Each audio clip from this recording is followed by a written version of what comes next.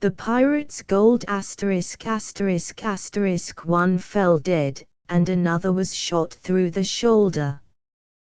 One fell dead, and another was shot through the shoulder.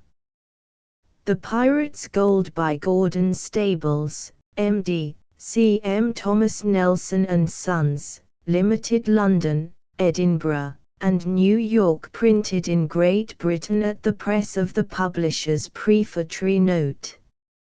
A preface to a story like the following is hardly needed, yet it is well the reader should know that the tale is not merely founded on fact, but nearly all fact. The buried treasure was found in Amelia, an island off the coast of Florida, about the beginning of the present year, and I dare say that, although the first, I shall not be the last to weave a bit of romance around the strange narrative. Gordon Stables, M.D., R.N. Contents I. Far Over the Hills 9-2. A Hero in Humble Life 22-3. The Isles of the Beautiful West 35-4. The Arch-Pirates Morgan and Mansveld 48v Fighting on Land and at Sea 62-6.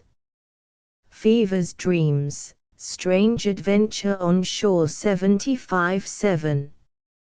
Eileen Moore, Hiding the Treasure 87-8. A Deed of Dreadful Note, All Sail for the Island of Gold 109. In Search of Gold 112x. An Anxious Time, The Chase and Battle, How All Ended 125. List of illustrations. One fell dead, and another was shot through the shoulder. Frontispiece. After we had left there was a terrible explosion. 48. The fellow went down like a shot, and lay there stunned and insensible. 128. The Pirate's Gold.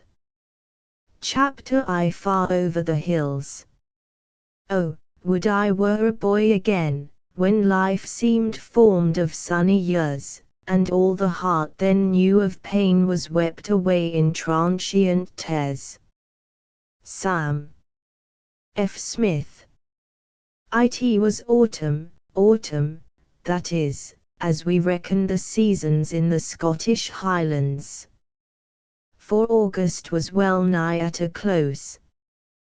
The heather, it is true, still bloomed crimson and red on the mountain sides and the beautiful braes, but the days were now appreciably shorter, and hot though they might be during the day, soon after the sun went down, and left the red clouds to preside o'er the scene. The winds felt chilly, and sometimes a little raw. This particular evening was no exception, and darkness came on a full hour sooner, with no moon and never a star to light me from the hill where I had lingered, with my beautiful Gordon set a dash longer than usual. I did not care to return without a fairly good bag, and the birds on the bit of shooting I called mine were getting a little wild. I was living with the minister of Glenty, in Rossshire. He was an old man, and did not care to go to the hill much himself. The scenery all around, he used to say smiling, is good enough for me, and I mean to live and die here without ever leaving the glen again. Well might he have said the scenery was good enough for him. I have never seen wilder or more beautiful in any part of the world. Had you climbed a high hill, you would have said it was a chaos of mountains, but all between these were braes clad in silver drooping birch, with here and there a patch of dark and solemn pine wood, the abode of hawks and crows, with many a bird of prey besides. Higher up was the crimson heather, while patches of snow were to be seen in clefts and hollows highest of all, and this snow never left. but it was the multitude of small locks or lakes that would have struck you as most marvelous of all. Not a glen that had not 2 or 3 of these, with perhaps silver streams between, and torrents or cataracts roaring down the mountain sides, the marvel being where the water came from. At times, indeed, it appeared to roll out of the very sky itself. Well, it was late before I fired my final cartridge, and by a fluke, for I had not aimed, bagged my last bird. Then Dash and I started on our long journey to the manse. 10 miles if afoot, but I knew the road well, and had known it from boyhood. I had been since then all over the world, and had more wild adventures than I may ever be able to describe in print. Still I remembered the road, or I believed I did. English fields and meadows may change in a few years into towns and streets, but the everlasting hills are the same for ages. Well, Dash, my boy, I said, I'm very hungry, whatever you may be. Dash wagged his flag of a tail to intimate that he too could do with a pick of something. I petted and smoothed him. Dash, I said, there is a short cut across the hills and along the edge of cliff yonder, 1,000 feet perpendicular it is, Dash. It was here where a shepherd fell over after a sheep. But I've often skirted it in the dark, so don't be afraid. Let us try. This will save us 4 miles, doggy. On we went now merrily enough, I singing to make the road seem shorter. But it was getting darker and darker every minute.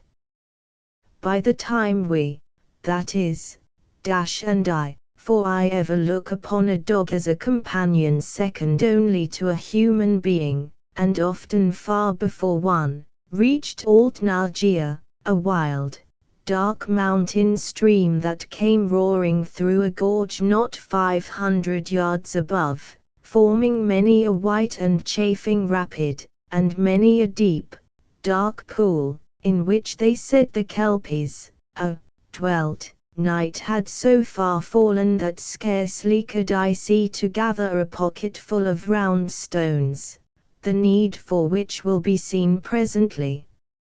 It was just here where the short cut commenced, and once safely over the hill skirting one of the most dangerous cliffs in the highlands, we should only have 2 miles further to walk. We forded the stream, which was low at present, and soon after I found the little winding path, and we commenced the ascent. The brae, and indeed all the hill, was covered with drooping birch. There was not a star to be seen tonight, and clouds which must have been half a mile through hung low over the mountains. Not that we could see them. Oh no, so dangerously dark was it that if I stretched my gun straight out in front of me I could not see the muzzle. You will now find out what was to be the use of the stones I had collected.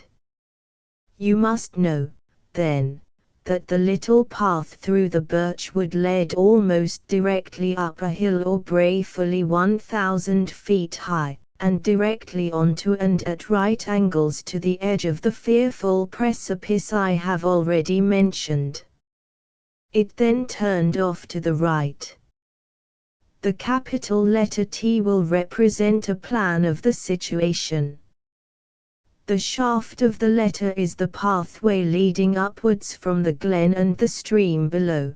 The upper or crossbar is the edge of the perpendicular cliff, and close to this we must get before turning off to the right, and descending as near to the precipice edge as possible.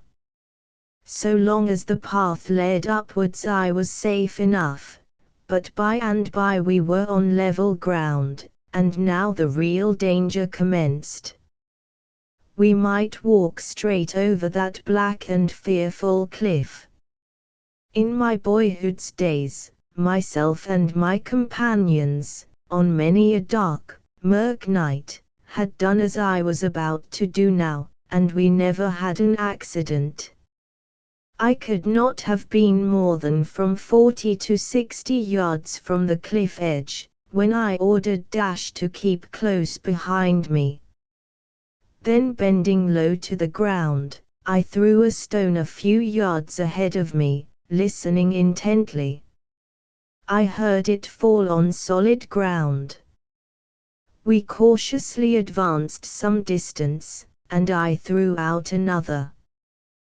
That too I heard fall, and so did the third and fourth. But the fifth made no sound. We were close to the cliff, and it had gone over. I tried the experiment again and again to make sure, then turning directly off to the right, was overjoyed at finding the footway. In no part of the way down could we have been farther from this black, wet precipice than 4 or 5 yards. But the stones I threw kept us safe, and we were soon down and in a bonny, bosky dell at the foot. Asterisk asterisk asterisk asterisk asterisk It has been my lot and luck in life, all through so far, to get every now and then mixed up with strange adventures. People who do me the honor to read my books often give me credit for an inventive faculty when no such credit is deserved. My drawers are filled with piles of old logbooks detailing scenes and incidents that I have been mixed up in, so that I really have not to depend on imagination for my facts, as many other writers have. This is the advantage of having been a sailor, and of being still a wanderer and a rover. But little did I think tonight that my having taken that short cut would give me subject matter for so strange, because true, a story as that which I am now writing. Let me call the wooded dingle in which I now stood with dog and gun Glenfougle, because that is not its name. It was a bonny wee glen when I knew it before, and that was long, long ago. There were some green, cultivated fields here that were then let as a farm to old Donal Great, who kept a few cows and a sheepy or two, and was content to live and die in that long, low, thatched hut, as his fathers had done before him. The fields bordered a beautiful little loch of water, so brown that even the fish caught here were as red in flesh as a salmon, and many a dozen I had lifted out of it. Clumps of dark pine trees and weeping birches were everywhere. I had no idea that any great change had been made in this wee glen. I had heard that old Donal was dead, and that his son had grown up from a towhead, bare-headed, kilted laddie, to a tall and stalwart young man, and had enlisted into the gallant fort at TWA, but that was all. In Tam O'Shanter's memorable ride as he frae Anisht did canter he was brought up with a round turn, as sailors would say, on nearing an old ruined church. He was by this time past the Burks, B, and Makel, C, Stane where drunken Charlie Brack's neck bane, and through the winds, and by the cairn where hunters fand the murdered bairn, and near the thorn, aboon the well, where Mungo's mither hanged herself. Before him Doon pours all his floods, the doubling storm roars through the woods, the lightnings flash from pole to pole, near and more near the thunders roll, when, glimmering through the groaning trees, Kirkalawe seemed in a bleeze, Through Ilkebor hole, the beams were glancing, and loud resounded mirth and dancing. Well, Tam O'Shanter was in a state of very great astonishment indeed, and so was I as soon as I turned a corner and opened out the terrace or green platform on which Donal Great's old-fashioned Highland hut was wont to stand. For a few moments I thought I must be dreaming. The little tableland above the loch had been transformed into terraced gardens, and these, at this moment, were all brilliantly lit up with coloured lights and pretty Chinese lanterns, that hung from the shrubs and trees, and waved gently to and fro on the soft summer's air. Above all was the broad and well-lit balcony of a villa, and from this resounded not mirth and dancing, but mirth and music. I did just as Tam O'Shanter did, and had it been a crime to have done so, I believe I should have done it just the same. I ventured forward on the licht. Yes, I opened the gateway near a little pier that jutted out into the loch, and went up one flight of broad steps after another till I stood close beneath the veranda, dog at heel and gun under my arm. Not until I felt the glare of the lamplight on my face, and knew that every eye was bent upon me, did I recognize the fact that my presence here was really an unwarrantable intrusion. Those on the veranda may be briefly described as follows, for they were not numerous. There were first 2 or 3 ladies of uncertain age, one seated on a footstool, the rest on light chairs. There was a brown-faced, good-looking man of probably 50 years of age, evidently a sailor every inch, leaning back in an easy armchair, and with a very large meerschaum in his hand and mouth. Not far off stood a most beautiful young girl, of probably 14 or 15, holding a violin which she had been playing, and near her feet, reclining on a Highland plaid, was a young fellow, certainly not 20, fondling a guitar.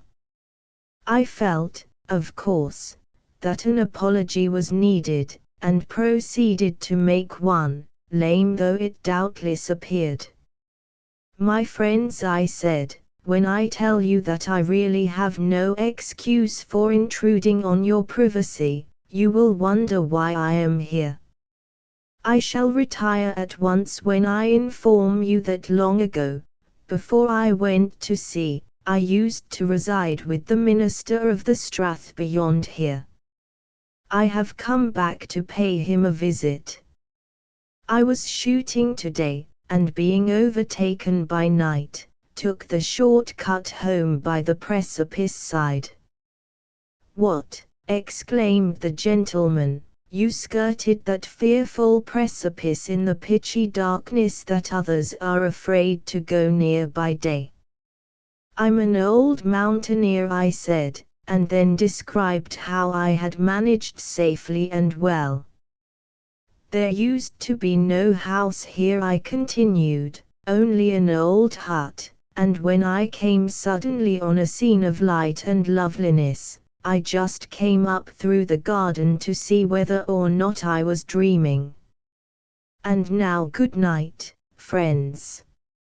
"Nay, nay," cried the gentleman. "Even if you had not told me, I could have seen you were a sailor. We are just going to dine, you must join us. I am dusty and not dressed. The Highland dress is always dress. But the minister, he will think I have met with an accident. Mungo, our gillie, shall run over to the manse and explain all." I laughed now pleasantly enough and consented to stay, for indeed I was both faint and hungry. That was as nice a little dinner as ever I remember partaking of. The mountain trout from the loch beneath were far better than salmon. There was mountain mutton, too, that had been fed in the glen. The vegetables were delicious, and so too was the fruit. I felt certain before an hour was over that I was in a fair way to become very friendly, not only with Captain Reeves himself, but with pretty little Mina Reeves and young Don Miguel Emleen. A strange name, I must admit, but the lad himself was somewhat strange. His father, dead, was half a Spaniard.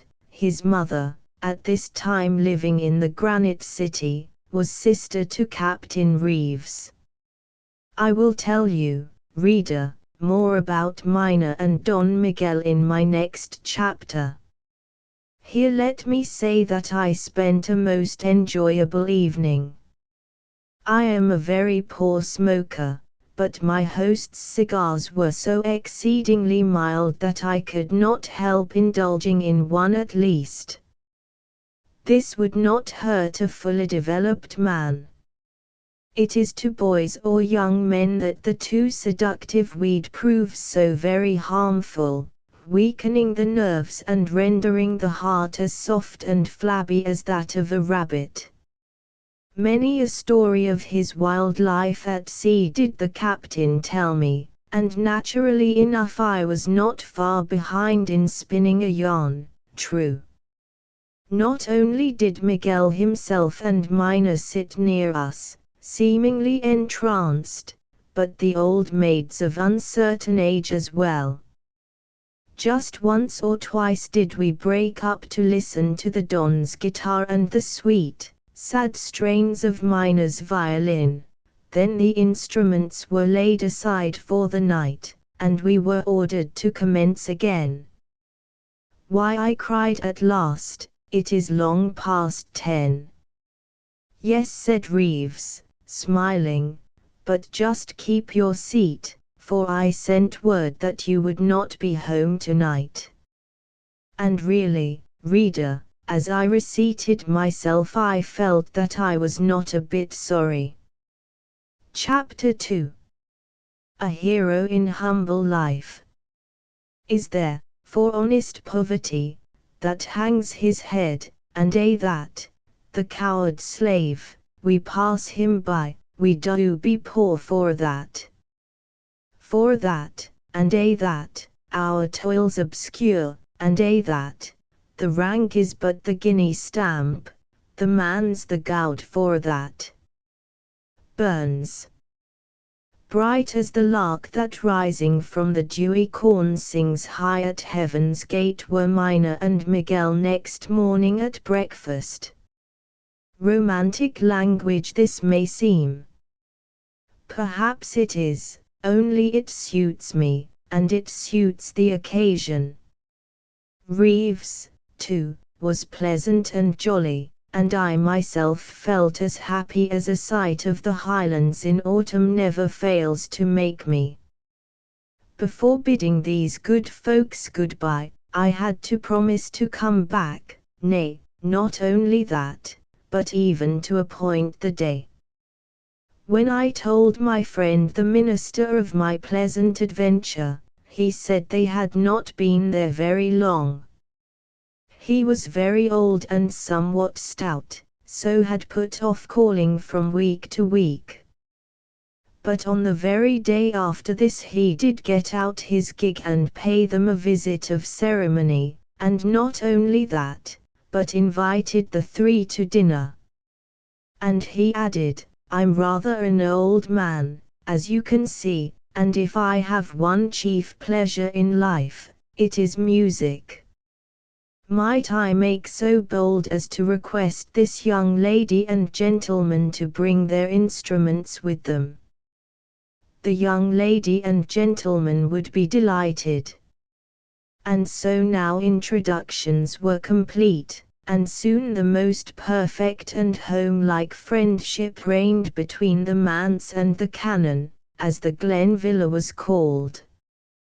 But for his daughter Mina, Captain Reeves would have been a somewhat lonely man, despite the beauty of his gardens and all his wild and romantic surroundings, for his wife had been dead now for some years.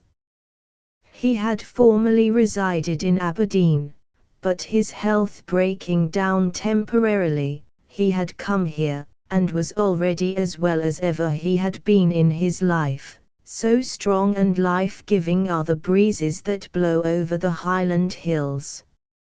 I have no great desire to describe little Mina's beauty, though in my eyes she was very charming indeed. But there are different tastes in beauty, just as there are in straw hats or fancy waistcoats. If the reader, then, wonders what Mina was like, let him just imagine to himself the loveliest and most innocent-looking girl he happens to know, and let her pose as Mina. Of course she and I became great friends, because, whatever else I may be, I am always frank, and I do think children like frankness. Well, I am always frank and I am always merry. But Don Miguel's story is a somewhat strange though not a very unusual one away up north, and I may best tell it briefly here. I may say this, to begin with, that there really is a kind of Freemasonry between sailors. Else why should Reeves have told me poor Miguel's history after only a fortnight's acquaintance? I may mention, too, that the nephew himself had gone away. I shall tell you whither presently. I happened to see the parting betwixt him and bonny wee Mina, and it was indeed a sorrowful one. She hung around his neck in an abandon of childish grief and tears. "Oh, don't go, Miggy, don't go. I cannot let you leave me." And the lad, with tears in his dark eyes, had really to tear himself away. Even Reeves himself was affected. I do not remember ever before having met so happy and bright a young fellow as Miguel. He was very good-looking, rather tall, and though somewhat slender to suit a Highlander's taste, supple and energetic beyond compare. At the University, Aberdeen, he excelled in all sports that required more agility than strength. He never went in for wrestling, putting the stone, or hammer throwing. But in racing he needed handicapping. No one was in it with him at the running high leap. Sometimes, when sudden funk seized him just as he approached the bar, he ran right through under it laughing, and without even bending his neck. But he returned immediately and took it like a hero. He was, moreover, a fairly good bagpiper, having once come in second at a meeting where some Gordon Highlanders competed. People said his legs were the best of him. He had a good Sunsy calf, and could not have got inside those ridiculous leather drain pipes that English mashers wear. Consequently he looked well in the kilt, and wherever he chose to compete, he took first prize in Highland dancing. Miguel was a capital linguist, talking Spanish and French as easily as English. But I am sure it was as a humorous conversationalist that he excelled. No matter what kind of company he happened to be thrown into, Miguel kept them laughing just all the time. It was worth walking 20 miles just to hear him talk. And, mind, there was no braggadocio about him, very little anecdote either. If he did throw in a story now and then, he did so half apologetically. It interrupted the flow of conversation. He used to remark. Perhaps I ought not to say just here that Miguel was in every way a gentleman. I ought rather to let his doings prove it. Well, pardon me. It was one beautiful day, when Captain Reeves had gone high up among the mountain tops in search of ptarmigan, that he told me something concerning the poor fellow's life. Yes, he said, Miggy, as Mina calls him, is very, very merry in company, but I can assure you that he has his melancholy moments when alone. For although his mother and he were both in comfortable circumstances before his father's death, they are terribly badly off now.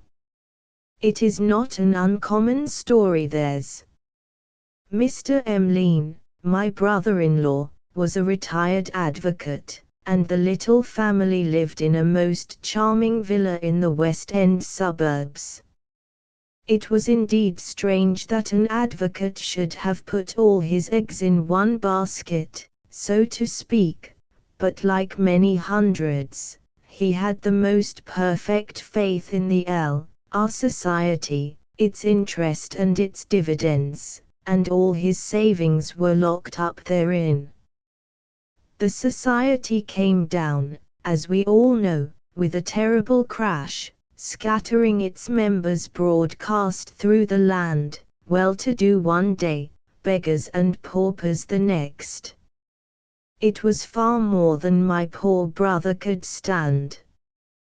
The beautiful villa was given up, and its furniture sold, nothing more being left than just sufficient to furnish 2 rooms and a kitchen in a poorer district of the town. Then the poor fellow sickened and died. Miguel had already secured the degree of M.A. from the university, and was in his first year's study of divinity when the crash came and his father died.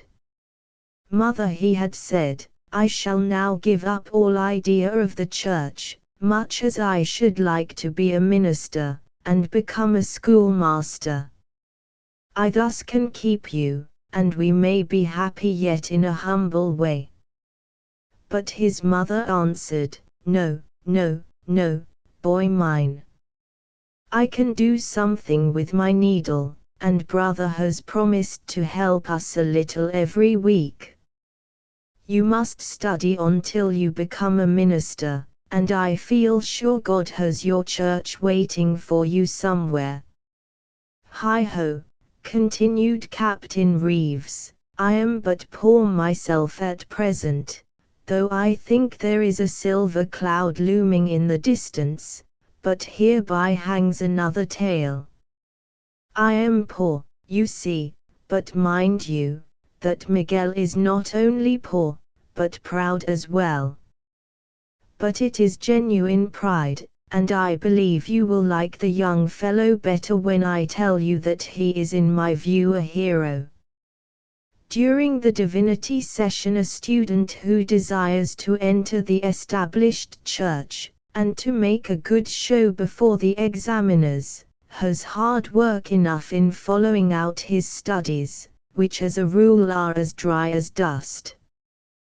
But Mig adds considerably to his income, pays his fees, keeps himself in clothes, and is able to purchase his mother many a little luxury by teaching music and languages all the weary winter through, and during a part of the early summer also. Brave boy! I cried, he is indeed a hero. Ah, but wait a wee, said Reeves, this is not all. No. No, indeed, the greatest heroism is to come. Mind you, I would not care if he stayed here during the long vacation. Limited though my means are, I should not miss his food. But here again his pride comes in, and what do you think he has been doing during the last 2 months or over? I fear I could not even guess, Well, he has been engaged in the herring fishery at Peterhead. I could not help smiling. It is dangerous work, is it not? I said. That it is, sir. It is all very well and very gay on a fine night when only a gentle breeze is blowing, and the fish seem verily eager to be caught. But when a storm arises, when nets are rent in twain, when the fleet is scattered, all that can't get speedily into harbour, and driven out to sea, then the danger is indeed great and the sufferings too. After a storm like this many a widow and many a fatherless bairn are left to mourn for those they will never, never see again. Even at the herring fishery my nephew, I am proud to say, makes himself a general favourite. He is the life and soul of his own crew, but curiously enough, the young minister as he is always called, assembles a crowd around him every evening on the beach, and gives a lecture that causes all hands to laugh, so that sometimes he has to wait for over a minute before he can be heard again. But on Sunday afternoon you would not know him to be the same man, for now he gives a sermon, and a most truthful and earnest one it is. Just before he left this season, an old scheeman sent round a bag and collected a little over £7 for the young minister. How exceedingly kind! I said. Yes, and he dared not offend them by refusing. He just made them a little speech in gratitude, and he assures me that all the time he was speaking the tears were chasing each other down his cheeks. I cannot wonder, I said. And now, I added, where is he off to? There you have another example of his pluck and his pride, said Captain Reeves. He has taken a harvest, with his wages from that, and with what he made at the herring fishery, he says he will be quite opulent all winter. Poor young fellow! I remarked, he seems hardly strong enough to wield a scythe. True, but Miguel is wonderfully wiry. It is the nerve and the heart that keep young men like him up. Certainly, I said, and luckily, as it seems, he is not ashamed of honest labor. No true-hearted, no real man is ever ashamed of hard work or poverty either.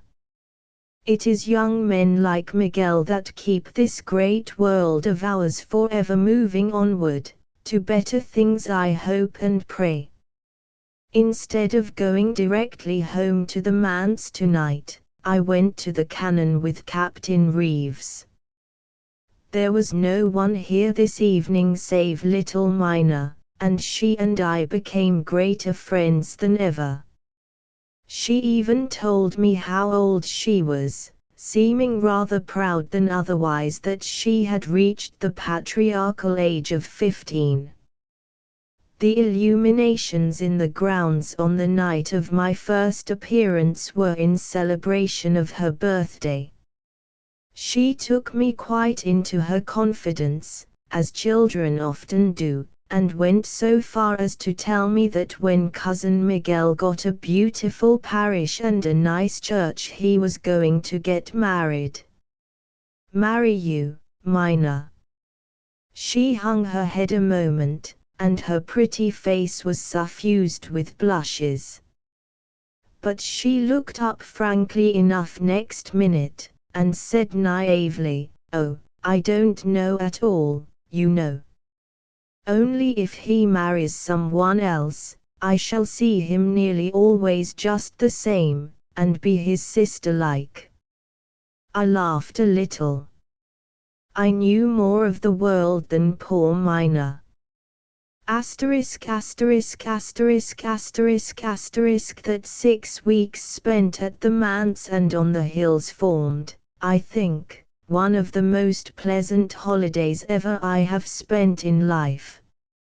It was such a change from the intense and toilsome drudgery of the pen, but little did I know what it was going to lead up to. That troubled me little just then at all events. We boated and fished one day, we went to the hills another. Mina went with us on almost every occasion. She was a strong and wiry little Highland maiden, as well as beautiful. I must say that she could fish as well as either Captain Reeves or I, and had a neat little gun with which she could bring down her bird on sight. The birds were now getting wild and scarce, however, but the scenery and the delightful fresh air were worth a king's ransom. I felt getting stronger every day, and I was now sun-browned as to knees and face. And only healthy men do tan. Well, on these shooting excursions there was invariably a good lunch basket to fall back upon. This was carried by the pony, which we made Mina mount and ride whenever she looked in the least degree tired. The pony was led by a bare-legged, ragged-kilted gilly. I used to wonder how he escaped sunstroke or the bite of an adder, for he wore no cap, and I have seen him crossing a piece of withered grass in which the snakes were wriggling and racing in every direction. But Kenny had no fear. When I had been little over a month in the strath, seeing the captain almost every day, both at the manse and at his own house, he told me a story that made me stare in astonishment, and believe myself back once more in the old days of romance, and of wild adventure by sea and land. Chapter 3. The Isles of the Beautiful West. Strange, that where nature loved to trace, as if for gods, a dwelling place, and every charm and grace hath mixed within the paradise she fixed, there man, enamoured of distress, should mar it into wilderness, and trample, brute-like, o'er each flower, that tasks not one laborious hour. Byron. It was one bright, beautiful afternoon, when we were alone together, far away on a lonesome, heather-clad hilltop. It was a hill that, south of the silvery Tweed, would have been called a mountain, yet as regards height was nowhere amid the chaos of giants with which it was everywhere surrounded. This hill, however, was beautifully encrimsoned with heath and heather. The former floated over the rocks in vast red sheets, the latter, more sturdy and strong, looked boldly upwards to face the sunlit sky. Far down beneath us we could see many a loch, and around each were the everlasting banks of silver-stemmed, drooping birch trees. The sun himself was already declining in the west, and a gentle breeze was stirring the heather. It had been a hot day, and somewhat uneventful as regards sport, and as we lay here on a patch of moss, we conversed somewhat languidly, albeit Reeves had lit that wondrous meerschaum of his, and, just for once in a way, I had burnt a cigar. "Gordon," said the captain at last, taking the pipe from his lips for a moment and glancing towards me, "Gordon, in you I think I have found a friend." "I am certain," I answered, "that if I can be of service to you, you have only to ask me." "And a man," he added, "that can be trusted with a secret." I laughed lightly. Am I not like yourself, a sailor? I said. I have never, however, gone secret hunting, yet when such a thing came my way, I have always cherished and respected it. A secret belongs to the other fellow, not to you, and if you happen to have it in your possession, you have no more right to give it away than you would have to sell his watch, if he had lent you that. My own sentiments to a T. Well, that which I am about to tell you no one at present knows anything about, except Miguel. He is in the swim, and will join me, and I trust that you too will when you have heard all. It is, he added, a story of buried treasure. He glanced half uneasily around him as he spoke, as if afraid that even the curlews had ears, and could understand his story. Buried treasure, I said, somewhat astonished, but probably doubtingly. Why, that sounds interesting. But, if we can only find it, he went on, as he gazed dreamily away over the landscape of hill and dell, of crimson and green. If we could but find it, we, I and Mina and my sister, should be no longer poor, while brave young Miguel should be able to continue and finish his studies without further toil, or the terrible hardship of the herring fishery and harvesting.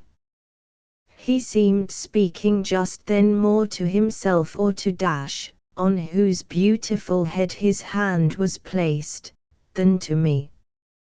Then after a few moments' silence and a sigh or two, he turned once more round. Pardon me, he said, but for the moment I believe, so absorbed was I in my own thoughts, that I forgot your presence. But now I shall speak. You are doubtless skeptical concerning this buried treasure, he continued. I fear so, I replied, smiling. Well, but you will not be so when you hear my yarn. Moreover, you will agree with me that it is not anyone else's gold and we must include you, my valued friend, are going in search of. No, it is my own and that of Miguel, in other words, that of our dead and gone forebears, or ancestors. And you don't think it will be a wild goose chase? On the contrary, Captain Reeves replied, with a considerable amount of energy, it will be a dead certainty. But listen, if you will, it is quite a long time before sunset yet, and I am tired of wandering after these half-scared ptarmigan and grouse. He took from his pocket some papers as he spoke, and began turning them over. These sheets, said Reeves, which are but clean copies of the time-worn ones I have in my possession at home, date back, as far as I can find out, for about 200 years. These papers are, in reality, excerpts from the log of my ancestor, a Spaniard of the name of Miguel Barcento. They are without consecutive dates, and it is my own impression that they were written after and not during the terrible adventures and wild, stormy voyages in which he took part. I may tell you at once that his life at sea was intimately connected with that of several pirates, but notably that of Morgan. Let him speak for himself. I have changed the style of English, however. When I landed from a small trading sloop at the English port of Bristol, he says, all my worldly goods were contained in a bundle slung over my shoulder on a stick. I was but 15 years of age, though strong and wiry. I was very innocent too. Not very many weeks before this I had bidden farewell to a loving mother and a dear little sister, whom, alas, as things turned out, I was doomed never, never to see again. We had been very well to do when I was younger, but misfortunes had overwhelmed us after my dear father ventured on speculations. Then grief brought about his end. Work of a remunerative kind I failed to find in Cadiz. But I met one evening some young English officers, and naturally they praised their own country. No one could starve in Britain, they said. Here were food and work for all. And they were kind enough even to arrange for my passage. Well, I had enough money to last me in a humble way for many months. I obtained lodgings down near the docks, and every day I set out to look for work. All in vain. I wandered far away one afternoon, up and onto a beautiful though somewhat dreary tableland. The time was spring. There were may trees growing here and there, snowed over with blossom, and in these sang the blackbirds and the thrushes, oh, so soothingly. High up against a little fleece of a cloud was a dark little dot, a lark that poured its notes earthwards, notes of melody that made me think the little bird was almost bursting with the wild joy it could not suppress. But sweeter far to me was the song of the rose linnets, low and beautiful, that perched upon the banks of golden gorse which here and there hugged the ground, perfuming the air all around with their delicious breath. I was really feeling happy, though somewhat lonesome, and I believe I had almost fallen asleep, when slowly across the upland I saw a young fellow coming towards me. He quite unceremoniously threw himself down within a couple of yards of the spot where I lay. "Well, comrade," he said, "you look as if you were in the same fix as myself." He was very gentlemanly, and evidently of good family. "I don't know," I answered, in as perfect English as I could command, "what manner of fix yours may be, but I came to your England to look for work, and I can't find any." He lowered his brow half angrily for a moment or two before replying, "It isn't my England. Henry Morgan is my name, and I am a Welshman. The English never did us any good, and I just hate them. Only I quarreled with my people, and have come here to begin the world on my own account." "And will you succeed?" I asked eagerly. "Oh, I am sure to," he answered, laughing, "but, mark me, never in England. Listen. Far, far beyond the seas, an old sailor captain who used to visit our house has told me, there lies an island belonging to the Windward group in the West Indies. It is far more beautiful than even a dream of fairyland. It is covered with mountains and forests, with silver lakes and glittering streams. But the hills are not like our wild, barren hills in Wales, for they are greenwooded to their very summits, while on the lower grounds there are splendid savannas, and whole forests of fruit trees, and spices rich and rare. The coconut palms wave their fringy summits in the blue sky, as if offering a banquet to the gods.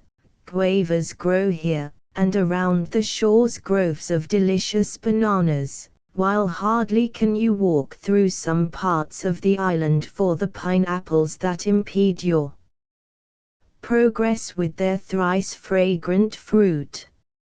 Although frequent wild storms rage across this land of delight, they serve but to make one enjoy nature all the more, when they pass away and all is again serene and quiet. It is an island of flowers, too, whose perfume and beauty no language of mine can do justice to. But they grow and climb and trail everywhere, those sweet and lovely flowers. Then all around the island are snow-white or silvery sands, and still a little distance further off beds of beauteous coral and marine gardens, so gorgeous in coloring that the sailors believe the sea fairies wander here when the moon's pale light pierces the water and gladsome stars are shining high in heaven's blue. And this is Barbados. My newly found friend paused, and I sighed. "Why sighest thou?" he said. "Your description," I replied, "has quite entranced me, but, me, fain though I should be to go to so lovely an isle as this, I have no money to take me." Young Morgan laughed right merrily. "Neither have I," he said. "My pockets are almost empty, for though my people are well-to-do, when I quarrelled I was too proud to ask them for a coin. No, I am going out to Barbados to make my own fortune. It is all arranged, and we sail in 5 days. To pay for my passage I work on board ship, and for a few months for nothing on a farm out there. Why don't you come along too? I like you, and we should be good friends." I jumped at the idea. We shook hands on the spot. Then together we walked towards the docks, and boarded the great ship. She had 3 enormous masts, a very high poop and forecastle, and was also high out of the water. Yes, I was speedily engaged, for labor in Barbados was in great demand. Just a fortnight after this we were speeding away over the broad Atlantic, westwards and south, before the breath of a favoring breeze. I thought now that there was nothing like the ocean. How clear and bright the sky was! How healthful the breeze! And the great blue waves themselves seemed to rear their sparkling heads and toss their white manes in veritable pride and gladness. The waves sang to the sunlight kissed the waves. We saw many strange, mysterious beasts and fishes. Some were mighty in their strength beyond credence, others, that on moonlight nights reared horrid heads and necks high above the ship, looked like fiery-eyed fiends, and the men, affrighted, rushed below, or lashed themselves with rope ends to capstan or winch, lest the awful apparition might seize and bear them away. But notwithstanding all this, and notwithstanding the length of the voyage, which, as we were often driven back by storms, and often becalmed for many days at a time, extended to months and months, both Morgan and myself were very happy. He was a good boy then, alas that he should have turned out so terrible a man years and years after this. But now morning and evening found Morgan on his knees, and he used to tell me that God was his greatest friend, and prayer his greatest comfort. We reached Barbados at last, and found this sunny isle of the sea everything that Morgan's friend had described it to be. We worked out our time quietly enough, and although we got no pay, we were well fed, and everything went pleasantly. Then we were free, and soon obtained work from the planters. We were well paid now, and led a comfortable, happy life, and so here we dwelt for years. Morgan and I considered ourselves men by this time, but I could note that he was restless. "My dear Barsanto," he said to me one day, "this is an enjoyable enough life, but it isn't making wealth. I shall run over to Jamaica, and see if I can better my condition.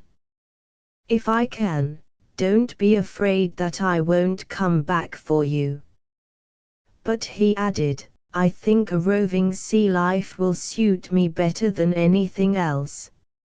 "So be it," I said. Then we parted. I never expected to see Morgan again, far better for my peace of mind that I never had seen him more. Now at this time there was peace between Britain and Spain, peace, but no goodwill.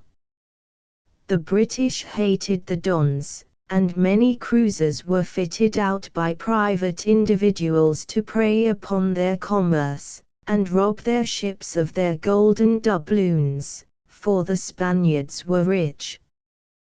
These adventurers the British smiled upon, and really encouraged.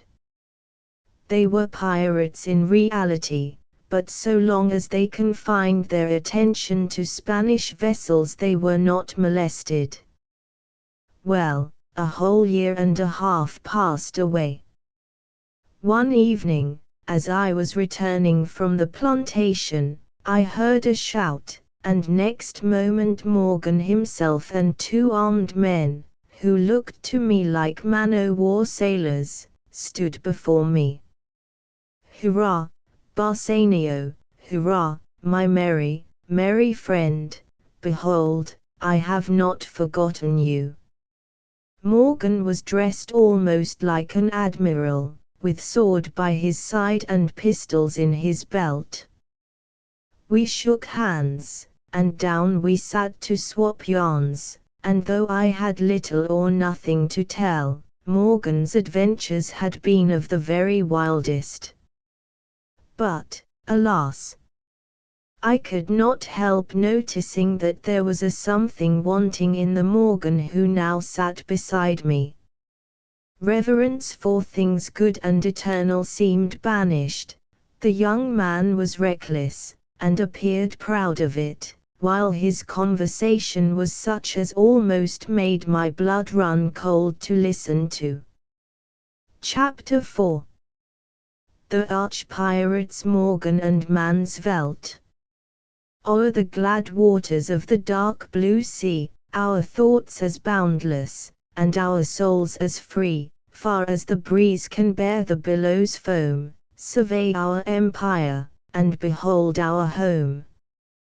These are our realms, no limits to their sway, our flag the scepter all who meet obey, ours the wild life, in tumult still to range, from toil to rest, and joy in every change. Byron, the Corsair. After Morgan had concluded the story of his wild adventures, "Well, Barsanto," he said, "you'll join us, of course. Mind, we are not pirates, but cruisers under the British flag, and we have private orders to do our traditional enemy the Spaniard all the harm we can, and try to cripple his commerce. And this," he added, "is good for us, you know. All that our country desires is the name and tonnage of the vessel destroyed."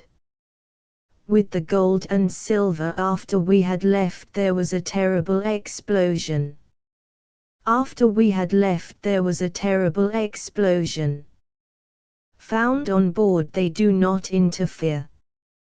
We divide the spoil among ourselves, and according to our rank. I have made so much money already, that, assisted by some of my comrades, I have bought a fine ship, and armed her. The boys have chosen me to be captain of her, and she lies round here in the bay. So get ready to join us. It will be a grand thing for you, lad, and in a few years you will be able to go back and lead a quiet and peaceful life in England. What say you?" I thought for a few minutes, then held out my hand. "I will go," I said, and we shook hands. I was to be a sailor now in earnest. But little did I know that I was to be a pirate as well. The Rover was not only a very large ship, but she had a large crew. Both crew and ship were armed in a most formidable way. She was well found in the matter of provisions, though I should have liked if less rum had been in the hold. This fiery and maddening poison the men drank, forenoon, noon, and night. The discipline was in some ways lax, in others terribly severe. All sorts of coarse songs might be sung fore and aft or down below. The men might speak roughly to each other, and even fight with cudgels or fists, but one day shortly after I joined, a sailor gave an officer an insolent answer.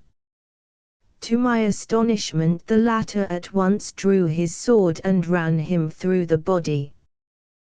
Then wiping his sword on the dead man's clothing, calmly ordered the poor fellow's corpse to be tossed overboard. In 5 minutes more his body was being torn to pieces by the sharks. Horrified beyond measure, I at once betook myself to the private cabin of Captain Morgan to report the matter. I found him drinking rum which had simply been heated in a pannikin, and molasses added to it. He made me sit down, and offered me some, but I was sick at heart, and could touch nothing. When I told him what the officer had done, he merely laughed. "Too tender-hearted, Barsanto," he said, with a hiccup or two. "Soon get over all that. Discipline, you know, discipline must be maintained, any cost. If a man insults you, shoot him down. Expect you to do the same." I did not like to wound Morgan's feelings, nor to quarrel with him, so I sat talking for some little time on different subjects, then quietly retired. Yet to my sorrow I could see that his character was entirely changed, the result of rum drinking and bad company, and that the once gentle and religious boy had been transformed into a bloodthirsty and cruel desperado. Our ship's head was turned westward from Jamaica, which might have been called our headquarters. We passed betwixt the most southwesterly point of Cuba, Yucatan, and our cruising ground was the shores of Campeche, in the beautiful Gulf of Mexico. The weather was fiercely hot, and a wild band our cutthroat crew did look, for they kept watch naked to the waist or nearly so, with bare feet and cotton puggarees bound round their heads. Their faces and chests were burned as brown as the back of a fiddle. One day when the captain was ill, I succeeded in getting him to give up rum to a great extent, and he also put strict limits to that served out to the men. There was much growling and even threatened mutiny for a time, but after this the men cooled down, and the Rover was a far happier ship. Then came our first battle. We sighted a Spanish man-o'-war bearing down on us one morning, for we had already captured several of their merchantmen, robbed them of everything that was valuable, and after putting those of the crew and passengers whose lives we had spared into boats and turning them adrift, set fire to the vessels. But all hands were now at once called to arms, and it was lucky for Morgan that they were sober. The Leviathan thought she would have an easy victory, because we had hoisted all sail, and were flying before the wind. The man-o'-war was coming up slowly, and we could hear the men's wild cheers as they thought they should speedily overhaul us. The fact is, that we were running away in order to make better preparations. Morgan was making hand grenades, and the men were loading the guns ready to run out, and sharpening their cutlasses till they were like razors. Then an extra supply of rum was served out. "Double the allowance," cried Morgan, "if we sink and burn the Spaniard. If we don't, we shall all hang to our own yardarms, like herrings drying in the sun." A wild, defiant shout shook the ship from stem to stern. Sails were clewed, only enough being left shaken out to manage her, and we waited for the man-o'-war to come along. We gave her a telling and terrible broadside as soon as she was near enough. As her decks were crowded, and it was unexpected, it caused fearful carnage. Away we went now before the wind again, but shortly tacked and crossed her stern. That was the most fearful volley of all, and so crippled the man-o'-war that her return volley or broadside did us little harm. We raked her again, and this time destroyed her rudder. We got near enough now to try the hand grenades. These were simply large bottles filled with gunpowder and bullets, with a lighted fuse, the whole rolled round with cloth. They were terribly effective. Now Morgan could have sunk that ship without boarding, but he was a man of impatience and spirit, and besides, his crew longed to get their brown hands on the throats of the foe. So we hauled alongside. I never wish to see so awful a fight again, nor to hear such shrieks and cries of pain or for mercy on the one hand, or such maledictions on the other. Soon the Spaniards threw away their arms, and were hounded forward, a mere mob, to await their doom at the forecastle head. Then the ship was plundered, and the captain and officers were hanged. "It is the death you intended for us, Señor Capitan," said Morgan brutally, "and you shall be the first to have the hempen handkerchief around your neck. If you find it too tight, tell us after you reach the yardarm." I closed my eyes. I felt sick, and bitterly repented having joined the pirate ship. Next the boats were lowered. The captain himself was the last to leave, for he had lit a time fuse attached to the magazine. In a very short time after we had left there was a terrible explosion. The air was darkened with broken masts and spars, and with the bodies of men. Then all was over, a blackened spar or two floating on top of the blue sea was all that was left to tell of this fearsome battle and tragedy.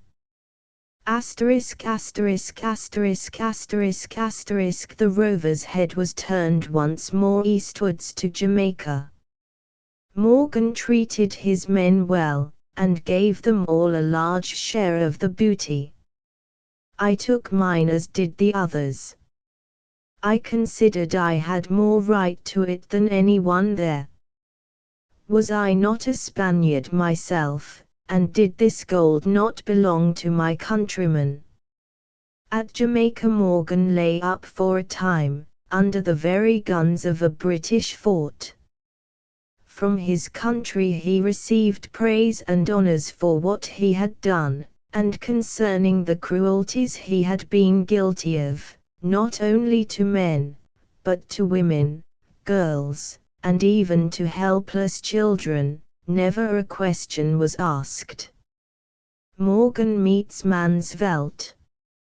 Morgan was fond of dash and show, and armed to the teeth. One day he was swaggering along the streets of Jamaica, the observed of all observers, when he was met by a gentleman who was quite as much of a hero as, if not more so than, Morgan himself.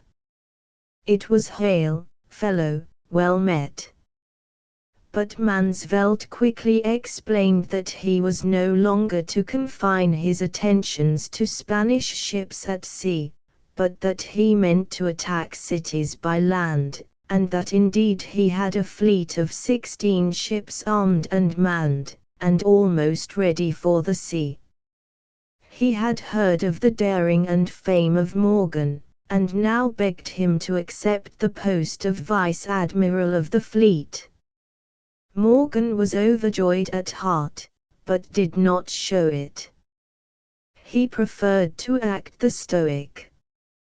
"What is your intended cruising ground?" he asked. "Should I see my way to accept the post you would honor me with?" "The wealthy Isthmus of Panama, Captain, and the province of Costa Rica." "The cowardly Spaniards," he added, with a scornful smile, "have a well-garrisoned island, namely, Saint Catherine, to protect their coast. The smart way we shall handle their fort will be highly amusing. Pray honor me by accepting." "Well," said Morgan, "I want to see a bit of shore fighting, so shall accept. The booty will be plentiful, I suppose. You will have more wealth than ever you could have dreamt of in all your life." So hands were shaken, and the bargain made. I myself would have remained behind when the fleet sailed, but I hoped that secretly I might be of service to some of my poor countrymen. The capture of the Spanish fort was what a soldier would have called a pretty bit of fighting. I myself did not land. I was in Vice-Admiral Morgan's ship, preferring to be near him as friend and counselor to being captain of a ship of my own. The island was now garrisoned by pirates, and by Negroes who were ordered to till it most carefully, and keep the crops for the crews of the Mansvelt fleet when it should return. During this our first cruise, although many villages along the coast were destroyed, and many demoniacal cruelties enacted, little real harm was done to the country. Then the governor of Panama organized an expedition to retake the island and fort, which it did one beautiful Sabbath morning, killing many of the pirates, and chasing the rest to the woods. Morgan was at this time in Jamaica. Mansvelt himself had gone with one ship to that hornet's nest of pirates, Tortuga, and there, being seized with sudden illness, died. And now Morgan assumed entire command of the fleet, and a brave one it was, over a dozen huge ships marvelously well armed, and with crews in the aggregate numbering 1,000 men. 1,000 desperadoes. 1,000 fiends incarnate, as the sequel will show. There was nothing that these pirates would not have dared and done. Some even proposed attacking and sacking the wealthy city of Havana, but wiser counsels prevailed, and the scheme was abandoned. But the inland town of Port-au-Principe was marked down for attack. This town lies on the south side of Cuba, and was even then in a flourishing condition, but never expecting to be attacked, was not in much of a condition for defense. We sailed, and after a speedy passage anchored one evening off the coast. Had the Admiral, Morgan, had the slightest inkling of what I was now about to do, and did do despite the fact of our long friendship, I should have been hanged without a trial. There was on board a Spanish prisoner, him I determined to liberate, and send to the far-off town to warn the poor inhabitants of the danger that was hovering over them. Luckily for me, the man lay in an out-of-the-way corner of the second deck. The night was very dark, and the men were carousing. I cut his cords. He divested himself of most of his clothing, and dropped silently out of a porthole into the sea. The danger, he afterwards told me, was extreme, for he could see the sharks in dozens about him, with eyes like fire, and fins and skins of phosphorescent light. Every moment he expected to be dragged under, and when he at last found himself on the beach he swooned. On recovering, he prayed long and earnestly, then set out on his mission. Little pathways through the forest guided him safely at last to the city. The consternation caused by his tidings was dreadful, but while the women and children were hiding the treasures, the governor himself had collected every man able to carry arms. They cut down trees and formed ambuscades. But when next day Morgan, with his army of nearly 1,000 fiends incarnate, came up, they avoided these, and came upon the doomed city by a more circuitous route. The battle lasted for nearly 4 hours, and was both desperate and bloody. Then came the capture and the sack. My friend Captain Reeves paused just here. I have not the heart, he said, to read to you an account of the torture of men, women, and children. It is harrowing in the extreme, nor of the foul and awful crimes the pirates committed before hurrying southwards with their booty for fear of being cut off. But says my ancestor, Barcento, the pirates quarrelled among themselves now, reducing Morgan's fleet to only 9 ships, with about 500 men. Yet so daring was the fellow that he determined, even with this handful, to attack, sack, and plunder the wealthy town of Portovalo.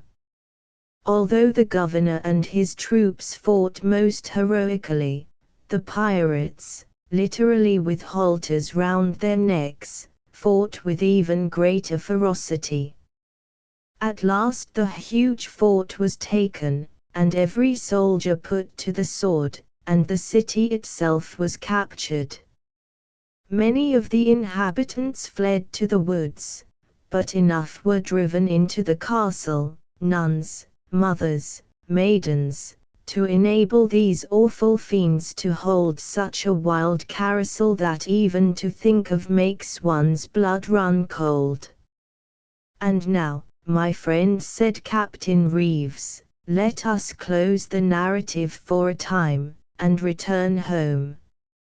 You shall dine with me tomorrow night, for young Miguel himself is coming, and we will have merriment and music enough to drive the memory of these terrible crimes from our minds. Besides, he added, the strange story takes a new turn, and this it is I want your advice concerning. We soon after said goodbye, and Dash and I went back to the manse. Chapter V. Fighting on land and at sea. At set of sun the breeze will freshen when the day is done. Sling on thy bugle, see that free from rust my carbine look springs worthy of my trust, be the edge sharpened of my boarding brand, and give the guard more room to fit my hand. This let the armourer with speed dispose, last time it more fatigued my arm than foes. Byron.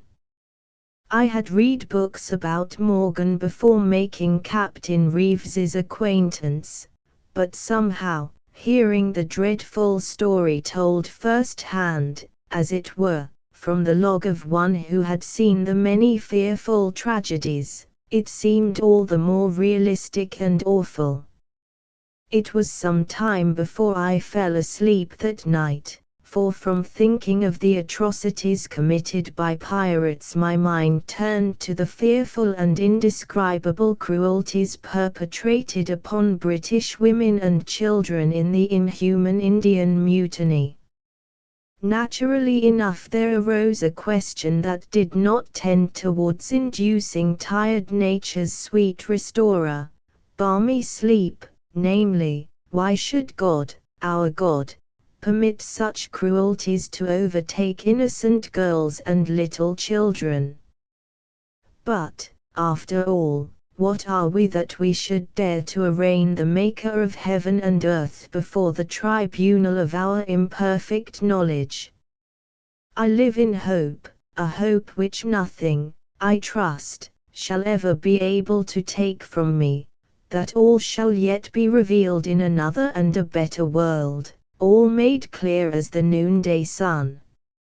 Asterisk asterisk asterisk asterisk asterisk. When I went over next evening, accompanied by Dash as usual, I found all the trees lit up as they had been on the first night I had wandered hither. Don Miguel had, therefore, I felt sure, already arrived. Nor was I mistaken.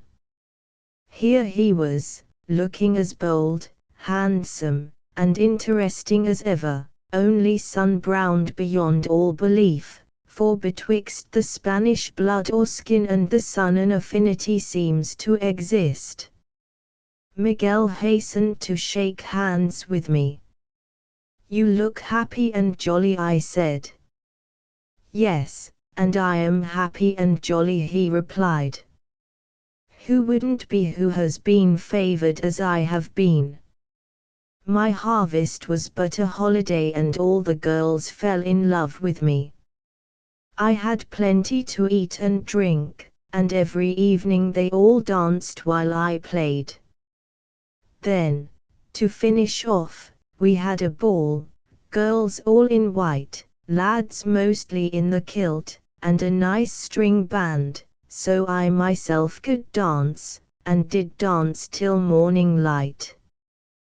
They all said I was the merriest minister ever they had met, and if only their own parish parson came to a dance now and then, and didn't carry quite so long a face, they would go to his church much oftener than they did."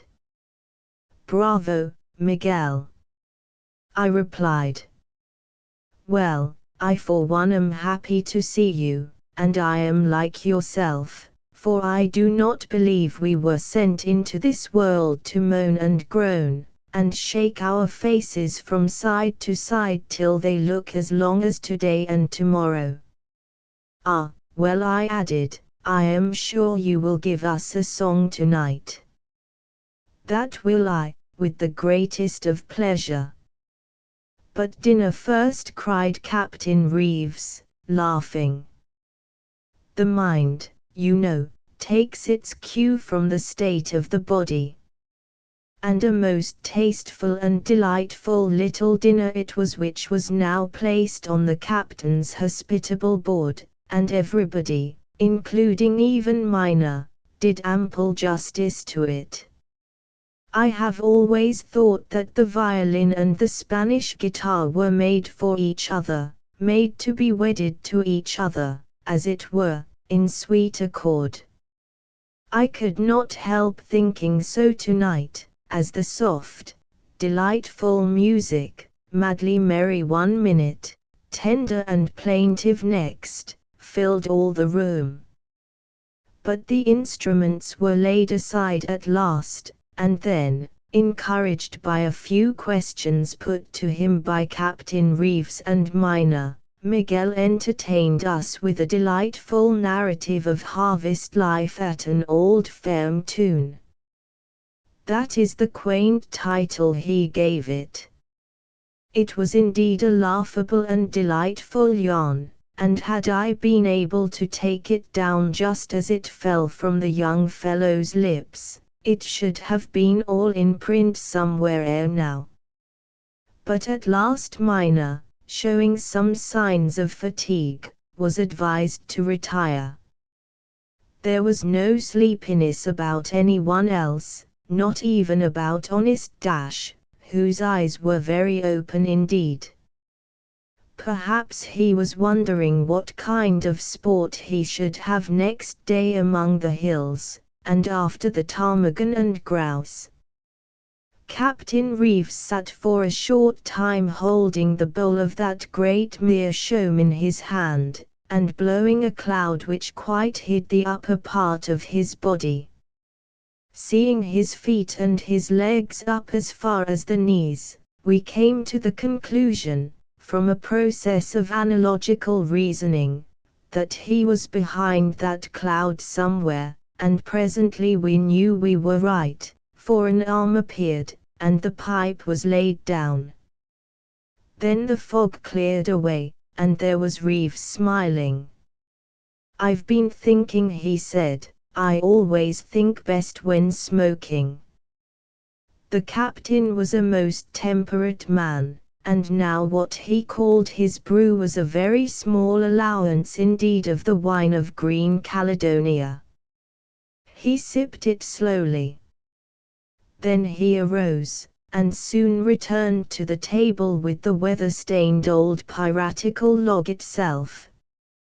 Considering that it was fully 200 years of age, it was certainly very well preserved indeed.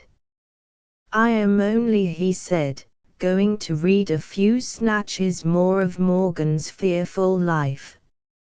I consider it is too horrible for any young man to listen to. However, there is a ring of truthfulness in every line penned by our ancient ancestor, Captain Barcento, and when he comes down to the hiding of the treasure, he gives very definite instructions indeed. The only wonder is that no one has ever found it before now." "Can you be sure," I asked, "that this is not the case?" "Quite certain, my friend Gordon, because this log had been lost for more than 100 years, and there is ample evidence to show that it has never been tampered with or even read." "Well, I shall epitomize," he continued. "I have myself carefully read the horrors described with no unmasterly hand over and over again, till they interfered even with my sleep at night, and I have then had to hide the log even from myself, and try to banish its awful story from my mind by working hard in the garden or climbing the mountains that rise high on every side of this glen. Barcento says, I sent much of my own gold home, and I knew it was safe. Fain would I have gone home myself to end my days in peace, and only the thought that by remaining under Morgan's command I might be able to save the lives of some of my countrymen now and then prevented me from retiring. The wrath of heaven, continues my ancestor, seemed to be opened at last against those inhuman wretches. Pestilence broke out, and many died in the most awful agonies. Still the torture of the people in order to get them to reveal the hiding places of their treasure was continued, and it is terrible to think of the sufferings endured by the poor wretches. Death to me personally would at times have been welcomed, and more than once have I clutched my dagger to plunge into the black and hardened heart of my friend Morgan himself. No shark of the ocean, no panther of the jungle, could have been more callous than he, while his pirate crews regarded the sufferings and the struggles of the men or maidens under torture as calmly and heartlessly as the fisherman beholds the worm that wriggles on his hook. Morgan was a man of very great skill, a man made to command men. Had his talents been expended in a good cause, he might have been a blessing to the world, instead of a firebrand and a curse. The skill with which he could maneuver his troops was well seen before he left Portovalo. For even while the awful plague was still raging, he found out that the governor of Panama was coming on to attack him and cut off his retreat. He hurriedly brought his ships into the harbor and placed all the collected plunder on board. Quickly indeed did he repair the ports and remount the guns. Then, with a well-armed but small and well-chosen force, he sallied forth to give battle to the governor. They hid miles from the town, in a dense, impenetrable jungle, through which the narrow road went winding, every man making a loophole where he could command the advancing foe, certain that his bullet would find a billet in some bosom. The Spaniards numbered about 500, and expecting no such ambuscade, were soon in the very center of this terrible hornet's nest. The signal was given by Morgan himself. No more fatal volley was ever fired. Not a pirate fired at the same man, and 100 Spaniards bit the dust. The confusion and terror were fearful to witness, for I myself was there, though I fired but in blank. Again and again the pirates, invisible themselves, poured in their volleys. Alas! How my heart bled for my poor countryman! Had I seen Morgan then, I should certainly have slain him. The victory was complete. The Spaniards were almost annihilated. The wounded were murdered and robbed, and then we returned to the pestilential city. But Portovalo was at last left to its fate. It was destroyed by fire, sword, and pestilence, and by torture, out and out. Fiends from the lower regions could not have behaved with greater cruelty. And the reward of the pirates for all the crimes they had committed was but little. They found this out when they came to divide the spoil. This they did in a solitary harbor off the coast of Cuba. We next returned to Jamaica, and were received with public rejoicings by the people. We were made heroes of, and the excesses of the pirates, in drinking, gambling, and worse, were so great that their gold was nearly all squandered in a few weeks or a month. Morgan thought it time then to plan some other expedition. Tortuga was at this time a hotbed of pirates. Morgan went to Ilha la Vaca, on the southernmost shore of Hispaniola, and was speedily refitted and remanned. By and by there came from Tortuga a big Frenchman who had no less than 33 guns. Trade was bad, however, and the crew wanted to turn their talents to buccaneering. Morgan had his eye on that ship, and asked them to join his next expedition. The officers, however, would have none of him. Little did they know the craft and cunning of this immortal pirate. He had found out that they had taken provisions from an English ship at sea, paying only in paper money. This was enough. He invited the captain and officers on board to a carousel, and charging them with piracy, when they were still drinking, Morgan clapped them in irons and seized their ship. There was a fleet of merchant ships, Spaniards, expected every day off Sana Island, near to San Domingo, and thither they determined to sail. A terrible carousel followed on board the captured Frenchmen. The drunken men were actually staggering about, firing volley after volley by way of rejoicing.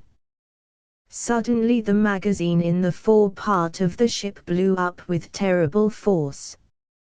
Although those carousing in the cabin escaped with their lives, all forward perished, and this was the terrible end of the captured ship. But Morgan had still 15 ships and nearly 1,000 men, and recruiting their provisions from an English ship, they pressed on to Oco, on the south shore of the great island of Hispaniola. 7 of his ships had not come up when Morgan and I reached Oco, so we determined to wait for them. Here we ran a risk of being starved, for the Spaniards, although unable to attack, drove away all the cattle.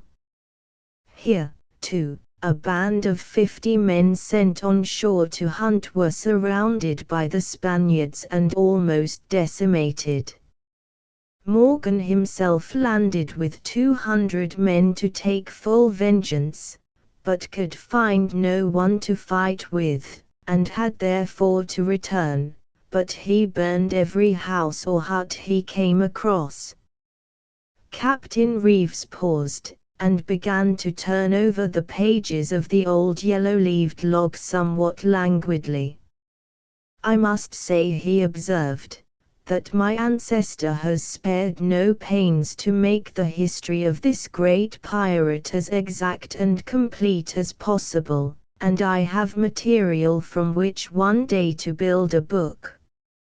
Many of the writers on the pirates of the Spanish Main differ, and doubtless several of them are dependent upon their imagination for their facts. On the contrary, this Miguel Barcento, our far distant ancestor, seems to be nothing unless truthful and punctilious. The more I read about Morgan, afterwards made Sir Henry Morgan by the British government, the more I admire his skill as a commander of forces, either by sea or on land, and the more I abhor and detest his character. To call him inhuman is to pay him a compliment. He was more than inhuman, he was a fiend incarnate, and instead of being honored with high rank, made governor of Jamaica, and governor of Gibraltar, he ought to have been burned alive over a slow fire. At Maracaibo, another writer tells us, all kinds of inhuman cruelties were practiced upon the innocent people. Those who would not confess, or who had nothing to declare, died under the hands of those tyrannical men. Those tortures and racks continued for the space of 3 whole weeks, during which time the pirates ceased not to send out daily parties of men to seek for more people to torment and rob. They never returned home without booty and riches. "Thank God," I said, "we live in less perilous, less terrible times." Ah, thank God indeed. But now I come to the last adventure described in this book, and it is this to which I wish to draw your particular attention, as it is connected with the buried treasure which I hesitate not again to say belongs to me and mine. If we set about the business properly and scientifically, I do not doubt for a single moment that we shall be able to unearth it. Then, my dear nephew, my sister's struggles, and yours too, will be at an end. Chapter 6. fever's dreams, strange adventure on shore. So when a raging fever burns, we shift from side to side, and tease a poor relief we gain to change the place but keep the pain. But sorrow returned with the dawning of morn, and the voice in my dreaming ear melted away. Campbell. The fiendish atrocities and cruelties of the terrible pirate Morgan begins Miguel Barcento, in this final chapter of his log, had almost worn me out at last, and when cruising around Cuba, up the Gulf of Mexico, and along the shores of Florida in search of Spanish ships and gold, I was laid down with fever, and it was while thus prostrate that I tried to take into review all the events of my past life during those many, many years. Ought I to have remained with Morgan at all? I had often restored him to life and health when laid low with the illness that never failed to follow his drunkenness and awful carousals. Had I been doing my duty in acting thus? Would it not have been better for my poor, oppressed, and persecuted countryman had I let him die, or even slain him some day in his tracks? But no, I had ever shuddered at the idea of committing murder, and by continuing to sail with Morgan I had, unknown to him, so worked and plotted and schemed as to save many a Spanish life, many a Spanish ship, and more than one town or village. Even when awake I could not accuse myself of remaining with Morgan's fleet to do aught save good, and I did not blame myself for having spared his life, nay, even saved it many times, and oft for the simple reason that he trusted me most implicitly. I could not kill even a savage dog if he trusted me. But it was not all daylight with me during this burning fever. We were lying at the time in a lonesome little harbor off the southern coast of Cuba, and oh, when night fell, night and darkness, night but not silence, for sunset but heralded the commencement of orgies fore and aft that lasted long into the middle watch, then my spirits fell to zero. I felt no comfort in life, and yet I desired not to die. But when I did drop off to sleep at last, then the sufferings my dreams gave me were 10 times more terrible than those of my waking hours. Fighting and bloodshed were ever before me, and, worse than all, the awful torture of innocent maidens and beautiful children. I dare say I had ever a well-balanced mind, and one which it was difficult to unhinge, else, when starting with gasp and shriek from dreams like these, I would have hurried on deck and thrown myself to the sharks that swarmed everywhere around us. One day Morgan, who, strangely enough, was sober, came off from the shore accompanied by a curious little half-caste, partly Spaniard, partly Negro. "He is a native doctor," Miguel said the captain. "We are such old friends that I could not bear to see you die." This was the only real act of kindness I had ever known Morgan perform. I thanked him, and so weak was I that the tears came trickling down my cheeks. I held out my trembling hand to the native doctor, and he felt it, then pressed it down by my side. After examining me still further, he shook his head gravely and took Morgan aside, and as he spoke to him I saw Morgan's face fall. "Let me know the worst," I said, when the native doctor left. "He says you are at death's door, but he will make an effort to save you." And sure enough the little man came speedily back. He gave me medicine that was both bitter and nauseous. He ordered me wine and raw meat, and he gave me some soothing draught which entirely banished the fearful dreams. When he came to see me next morning, he patted my cheek and smiled. And sure enough, from that very day I began to get hopeful, and health itself came close upon the heels of hope, so that in a short time I was myself again. Soon after this we went to sea once more, for we had got word of a bullion ship, which, with her consort, a protective man-o'-war, might be expected off the coast of Florida in a month's time. The news came in a swift sloop direct from Gibraltar, a sloop that was carrying letters and dispatches to British troops and sailors in the West Indies. The gold doubloons on board that ship, said the messenger, were like 10 great fortunes rolled into one. Morgan believed him implicitly, and indeed the result showed that his statement was perfectly true. But the news had one very strange effect upon the arch-pirate. He became to a very great extent a reformed man as far as drinking was concerned. He had at this time a bold little fleet of 7 well-armed ships, with about 520 men in all. Now he assembled the captains and officers of these on board our own ship. He gave them rum to drink, as was the custom.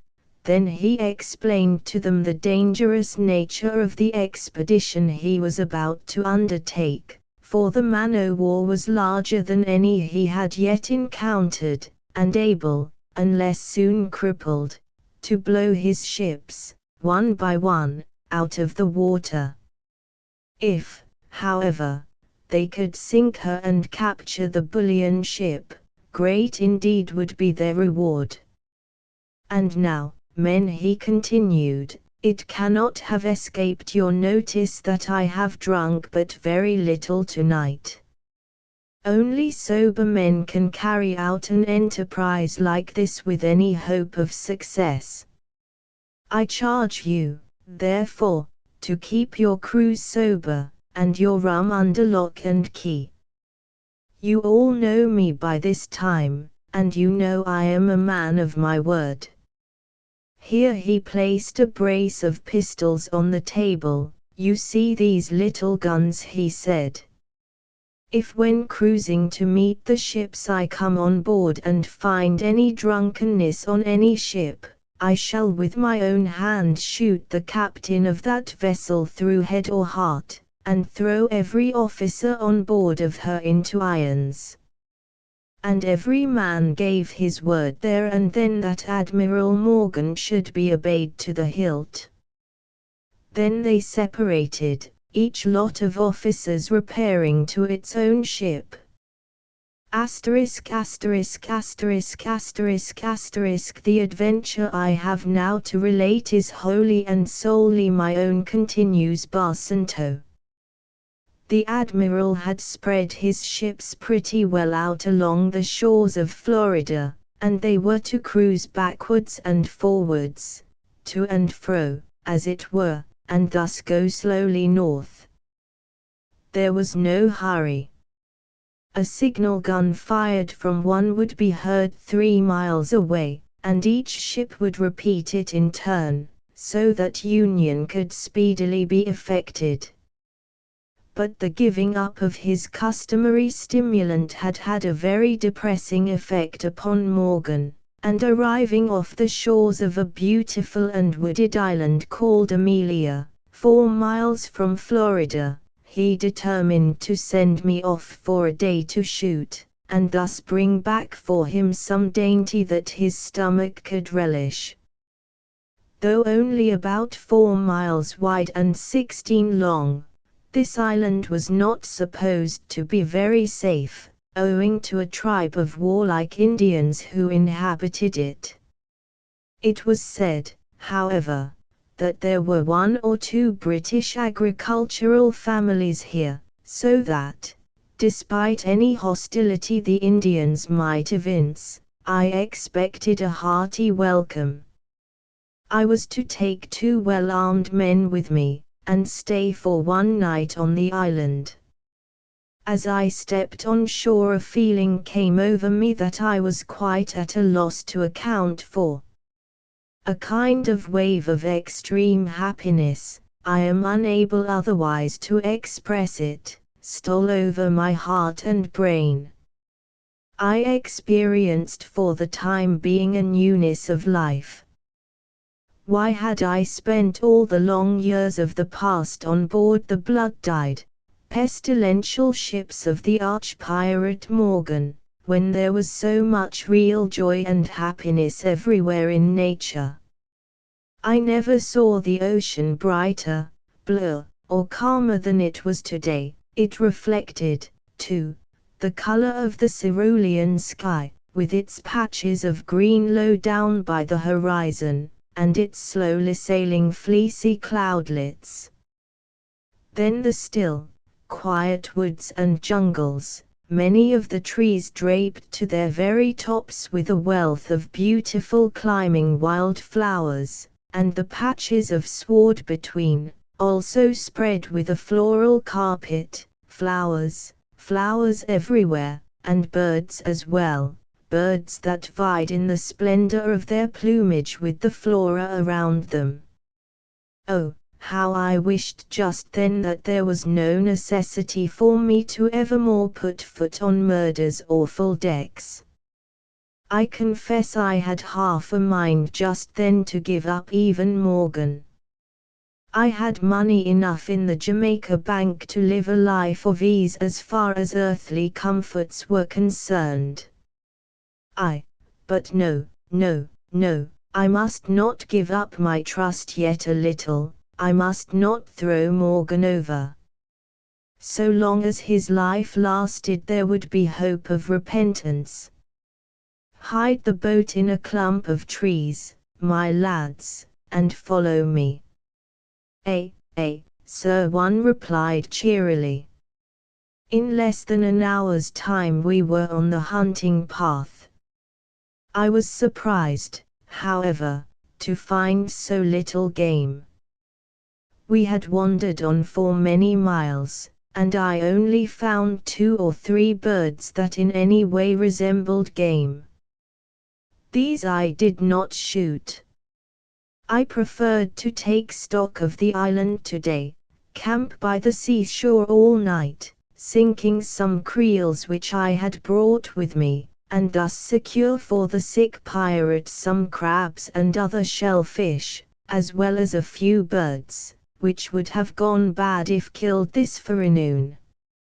It must have been nearly 3 o'clock, and although we saw some Indians at a distance, and had even come in sight of an Indian village of wigwams low down by the side of a hill and near a meandering stream, there were no other signs of life.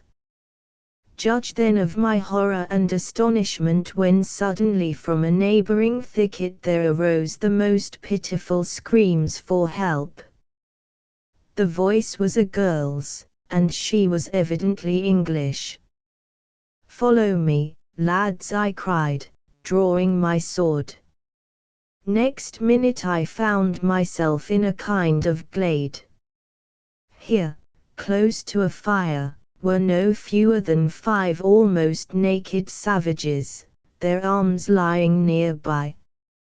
They were as fearsome as a nightmare, and covered with war paint. But nearby, and tied to a tree, was a young white girl, evidently a captive, for whom torture unmentionable was being prepared.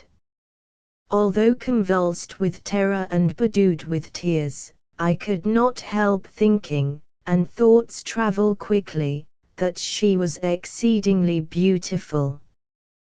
But I and my merry men gave those savages no time to think. I had a revolver in each hand. One fell dead at my first fire, and another was shot through the shoulder. They quickly fled, and with a blood-curdling yell which spoke of revenge to come. Then I turned my attention to the poor girl. My men cut her cords, but her hands were so swollen as to be for a time paralyzed.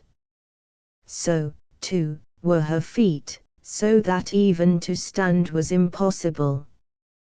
"To heaven and you," she said, as I lowered her down on a bank of green grass, "to heaven and you I owe my life." "Do not talk too much just yet," I said. "The savages will not return. We should welcome them warmly if they did. But surely it was Providence who sent us here." Then I made her swallow a little of something from my flask. It was well watered, and could not hurt. She revived a little, and with her own handkerchief I wiped the tears from her eyes and face. Then I chafed her hands and tiny feet, and told her she must rest until my men made a kind of litter to carry her to her father's home, which, she said, was very many miles away. Then she told me how the abduction had occurred. "There dwelt here," she said, "a tribe of what the few whites on the island called the amphibious Indians, because they lived as much on the water, or even in it, as upon dry land. They were implacable savages, but the whites and they had always been on the most friendly terms till now, and Red Toad, the chief, often came to the hall, as their home was called, to beg for medicine for his braves, and never failed to bring fish and game. The Indians who had stolen the girl were irreclaimable renegades." "Oh," she cried, tears beginning to flow afresh, "but for your fortunate arrival the awful torture would have already commenced. Then they would have buried me, and no one could have told what had become of me. I came away from home today to wander in the woods and cull wild flowers. The servants will not even yet miss me. Father is in Florida, but returns tonight." "Mother, did you say?" "Ah. She is dead and gone years ago, and I am the only child. But never before have the savages attempted to molest us. Well, if there was one thing more than another that I now felt certain about, it was this: I had fallen suddenly but deeply in love with this beautiful and innocent young girl. I lifted her gently into the litter the men had prepared. How light she felt in my strong arms! Perhaps I held her therein just one brief second longer than was necessary. I walked and talked by the litter all the way. I did not tell her all my terrible story just then, however. I should wait. Chapter 7. Eileen Moore, hiding the treasure. Ever of thee I'm fondly dreaming, thy gentle voice my spirit can cheer. Thou wert the star that, mildly beaming, shone o'er my path when all was dark and drear. Old Song. Gold, gold, gold, gold. Bright and yellow, hard and cold. Eileen, for that was her beautiful name, was like a child in my hands, and willing to do what I told her. Her governess, a lady of 30, and kind, almost motherly, brought me vinegar and water, and we bathed the girl's hands, much to her relief. Then I said she must lie down for an hour or two. I and my men would bivouac near to the seashore and return tomorrow. She would not hear of the scheme. No, no, no, she cried. Your men are being well used, and they are happy.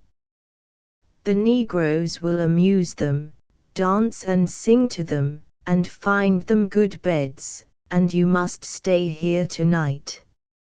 I could not sleep if I thought you were out under the trees in the dark forest. My soul seemed to thrill at these words.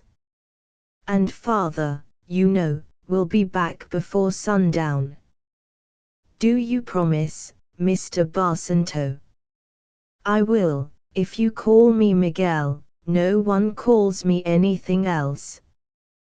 Well, Miguel, she said, blushing a little.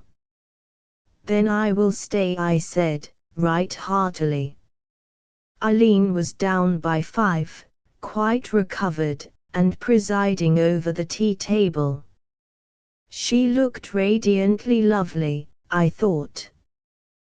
The tea was good, but I hardly think I tasted it, and how many cups I drank I really do not know. Well, Mr. Amor himself arrived just as the sun was going down like a huge ball of red fire, and apparently setting the forest trees in flames. A hale, hearty, red-faced Irishman, probably some 60 years or over. We told him the story briefly, and the tears started to his eyes. God bless you, my son, he cried, seizing my hand. It was heaven itself that sent you. Then he held out his arms, and Eileen was pressed to his breast.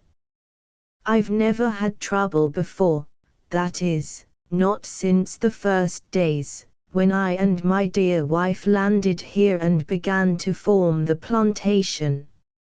Ailey was very young then. But Red Toad has ever been faithful, and has done us many a good turn. Once some pirates landed here. In 2 hours Red Toad had assembled his braves and cut off their retreat, and their heads too, for not one escaped alive. They are all buried here. They then seized the ship, and having landed everything useful, they burned her. I wonder, I thought to myself, what this honest fellow will think when he knows he is entertaining pirates at this very moment. Red Toad was a fearful savage at one time, he continued, but we have converted him to Christianity, and Ailey there has actually taught him to read and write. Presently an old white-haired Negro entered. Sir, he said, Red Toad he riv, sir. Ano de red man too, sir. Cowley basket. Say he bling you one beauful gift. Amor and I went out to see the chief. Certainly he was by no means prepossessing, and so tall and broad and strong was he, that he would have made a foeman worthy of anyone's steel. His English was as perfect as that of any Indian I have ever heard speak, and his politeness and apologies for the indignities which his rascally braves had offered to Miss Amor were both pretty and profuse. He bent his head in his hands, too, and begged most earnestly for forgiveness. And you will punish these renegades? Punish they are. Only 5 bad men in my tribe. One shot by he pointed to me. De Otis I flog. But, my dear Red Toad, what is to prevent the same thing from occurring again? Dear White Chief, Snake is one ugly thing, but Snake not much danger if he not able to put on his head in the morning. Behold the gift I bring you. He lifted his finger, and 2 red Indians advanced solemnly, carrying a basket. They removed the grass that hid the contents, and I confess that I, for one, was shocked to behold the heads of the very savages we had attacked in the clearing. The sardonic grin of death still overspread their features. It was a sight I shall never forget. Amor briefly told the chief he was forgiven, and beckoned them all away. But we soon forgot the adventure. Then after dinner, and a delightful one it was, I was asked for my story. I begun by saying, "What will you say and do, Mr. Amor, and you, Miss Eileen, when I tell you plainly that you are at this minute entertaining pirates?" Eileen started, and turned red and white by turns. Amor merely lit his pipe. "Then the ships seen in the offing yesterday were pirates?" "Yes, they belong to my fleet." "Were you the blackest-souled pirate that ever lived?" said Amor, stretching out his hand to shake. "You saved my daughter's life, and I shall never forget you when I pray. But tell us all your story." I did so simply and straightforwardly, as I have told it in these pages, mitigating only as much as I could the horrible cruelties of the awful murderer Morgan. Once again Amor shook hands with me, and so also, much to my joy, did innocent little Eileen.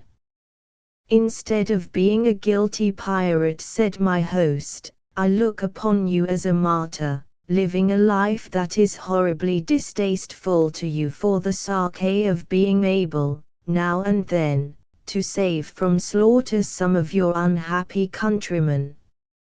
Nay, nay, you have nothing to regret or be ashamed of.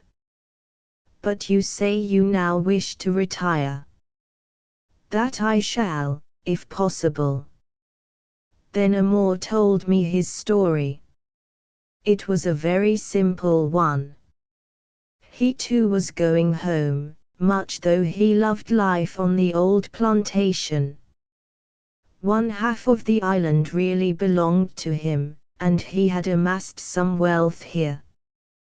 The evening sped away all too soon with talking, with music and singing, and having turned in, I hardly knew where I was until a bird, trilling a low, sweet song at my open window, awoke me, and I found it was broad daylight. When Eileen appeared at our early breakfast, she was dressed in plain white, with ribbons of blue, and hardly looked her age, which was 17. I seemed to love her better every hour. She was down before her father. We strolled in the morning sunshine, all among the beautiful flower gardens. While still here, Amor himself came up. He was rubbing his hands and laughing. "Ha, Mr. Ferocious Pirate," he cried, "I have news for you. I have just been up to the top of my timber tower, which commands a view of all the isle and the sea for 20 miles at least. Yes, and there isn't a sign of your ship. How strange! You are marooned, my boy. But there is nothing strange about it. Your Admiral Morgan is a good sailor and a long-headed fellow. He knows right well there is a storm brewing that would wreck every ship he has if he didn't sheer off and give the shore a very wide berth indeed. And sure enough, by noon that day the storm did come.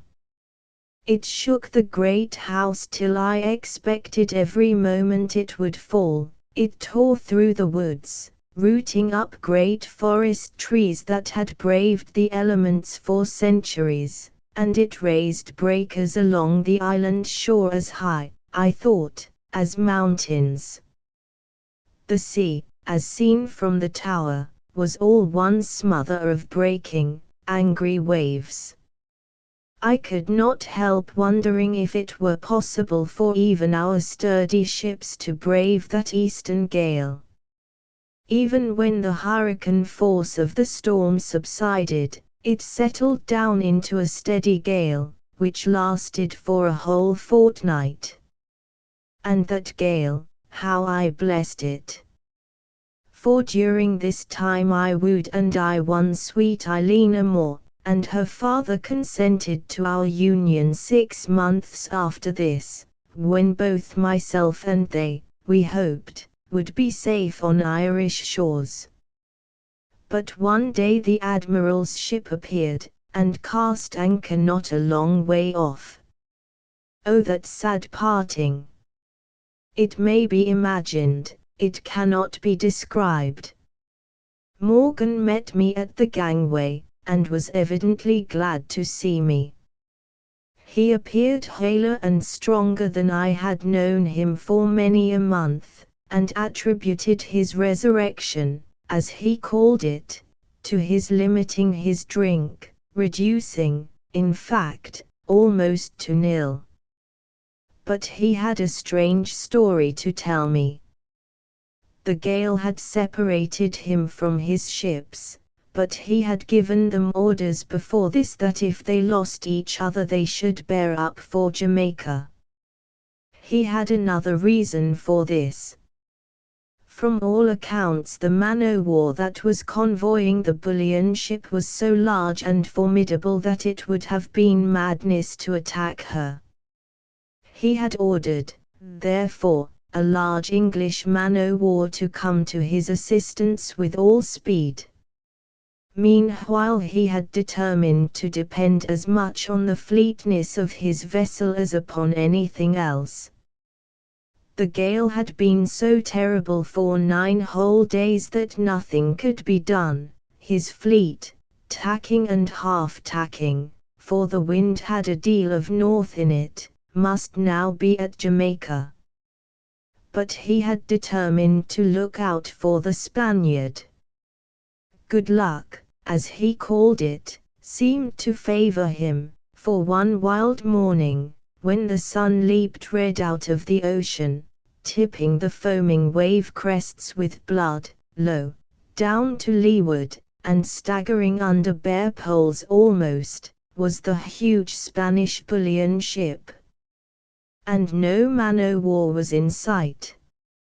Morgan could see quite a host of armed men on board. The sight might have staggered some. It only made Morgan savage. It was like the red rag shaken in sight of a bull. He determined to lay her aboard. And he did. The helmsman brought her beautifully alongside, and next minute a fearful hand-to-hand fight was raging on the decks of the Spaniard. The enemy fought well. The pirates fought like fiends. Nothing could withstand them, and in less than half an hour the Dons threw down their arms and begged for mercy. Well, for once in a way, Morgan was inclined to spare life. But he had the gold brought up at once. It amounted in all to about $300,000. No wonder that the eyes of Morgan and his merry men sparkled with delight. But there was no time to lose.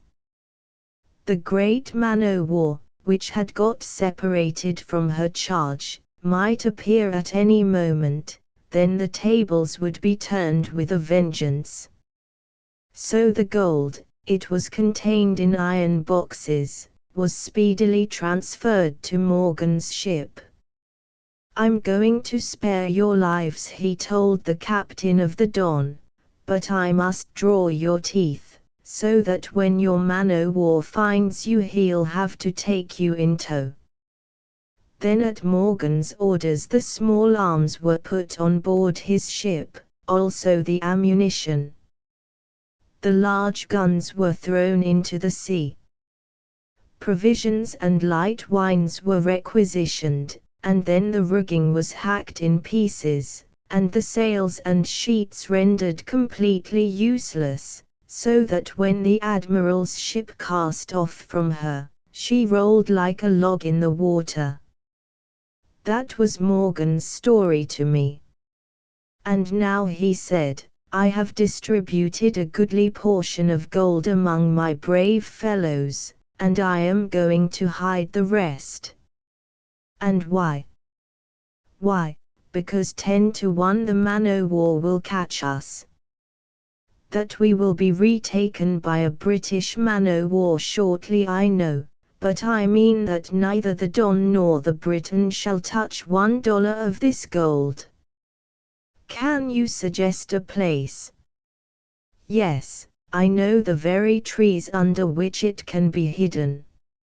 Even the Indians never enter this part of the jungle, because they believe it haunted by fearful spirits.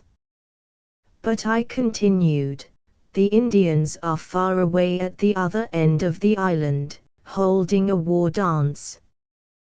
2 men besides you and myself will be amply sufficient. To make a long story short, 3 hours before sunset that afternoon the boxes containing the gold were lowered into the boat, and we rowed on shore. There was no one to watch our proceedings, and we felt easy enough in mind. In an hour's time, hard though the work was, it was finished, as far as the digging and hiding went. The next thing, however, was to take our bearings. This I managed to do most perfectly, partly by written descriptions, and partly by drawings of rocks on the seashore, and by measuring the distance inwards to the trees. It was dark before we left the shore, and I was rejoiced when a rainstorm came on, because I knew it would completely obliterate all our trail, so that not even a redskin would be able to find it. I gave Morgan the papers I had made, and he placed them in the locker on top of which he slept. But Morgan, as soon as he came on board, would not permit the men to go forward, and I was a little astonished, and I'm sure the poor fellows were, to find that they were placed in a prison cabin right abaft the captain's own cabin.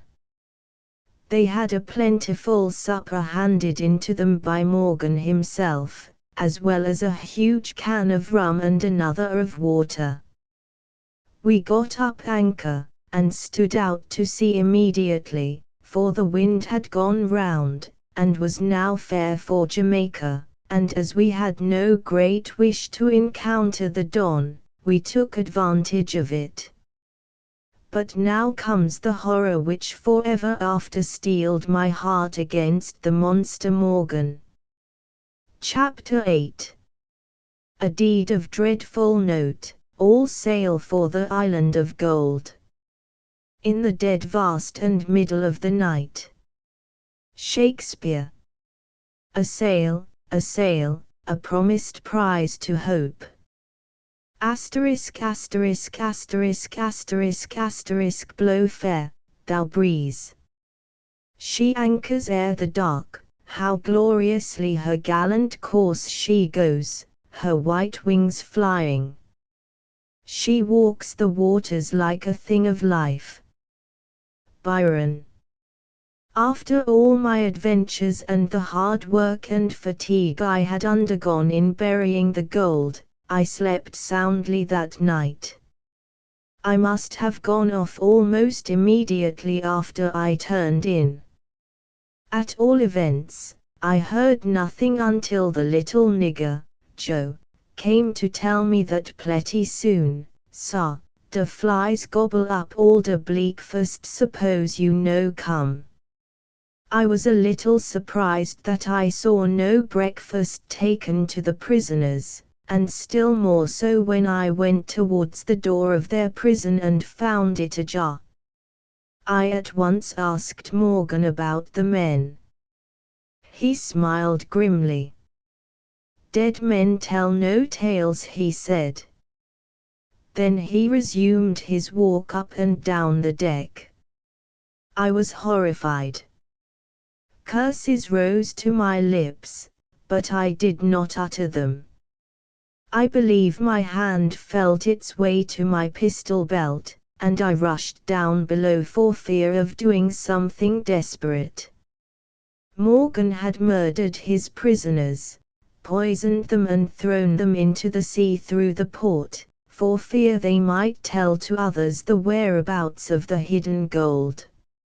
I threw myself into my bunk and reasoned out all my plans. As soon as I went to Jamaica, I determined to leave Morgan and his blood-stained fleet forever, and I would put myself in communication with a Moor, who indeed already knew my English address, and as soon as they reached Ireland and got settled, I should hurry across and claim my bride.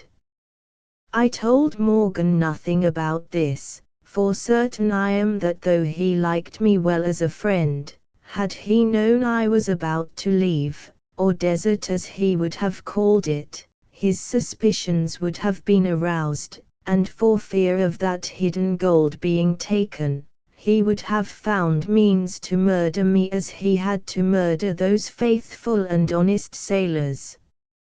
Well, Morgan was an excellent commander, and a thorough fighting sailor, but he was very far indeed from being a good scholar. I determined, therefore, to punish him for the crime he had just been guilty of. That hidden gold shall never be thine, Morgan, I said to myself. Then I proceeded to execute a plan which I had well thought out. There in the privacy of my cabin I prepared a chart of the rocks, the seashore, the woods, and the haunted jungle, which to a casual observer in every way resembled the true chart I had given to Morgan. The figures and measurements, however, were entirely altered, so that with my new plan anyone attempting to find the place where the gold was would be completely led astray. It was clever. I credit myself with being no fool. And now to change the two charts. Morgan's locker was easily opened, so I chose a time when he had just gone on deck. I hurried to his cabin with a heart that thumped almost audibly against my ribs. Fortune favored me. The locker opened easily, and very quickly indeed did I effect the exchange and rush away back to my own cabin. The real chart I now hastily sewed up in the lining of my jacket, and now I could breathe more freely. Indeed, once more did wave after wave of happiness flow over mind and soul as I thought of the beautiful girl Elena Moore, who in a few months' time would be all my own. We arrived in Jamaica in good time, and making secret inquiries, I found that a man-o'-war was leaving almost immediately. On her I secured a passage, and to her I transferred the gold I had in the bank. Then I went on board the pirate admiral's ship to say goodbye. I had just received letters, I told him, that demanded my immediate presence in England, else I should lose a little fortune that had been left me. Morgan seemed much downcast. At all events, he said, I must dine with him that night. I promised to, but well I knew he would not permit me to go on shore alive. But I was as clever as he. I bribed the captain of the man-o'-war to hoist the Blue Peter, and have all hands on board that night. Then I sent a letter of apology, a long, kind one it was, telling Morgan that I dared not leave the man-o'-war, which might sail at any moment. Sly dog that I was, I even advised him to keep safely the chart we had made, and which could guide him at any time to the hidden gold. And now my story ends. I never saw Morgan alive again, and had no wish to.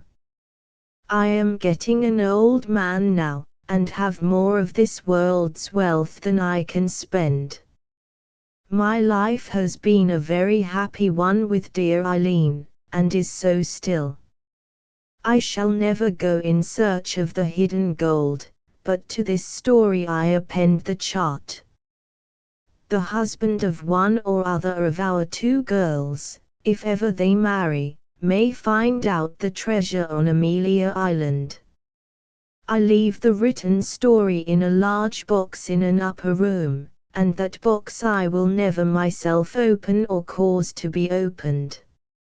Let whosoever finds it, if related by ties of blood to the Basantos, do with it whatsoever seemeth unto him good. Adias, adias. ********** Captain Reeves carefully put away the old yellow manuscript, and relit his great meerschaum.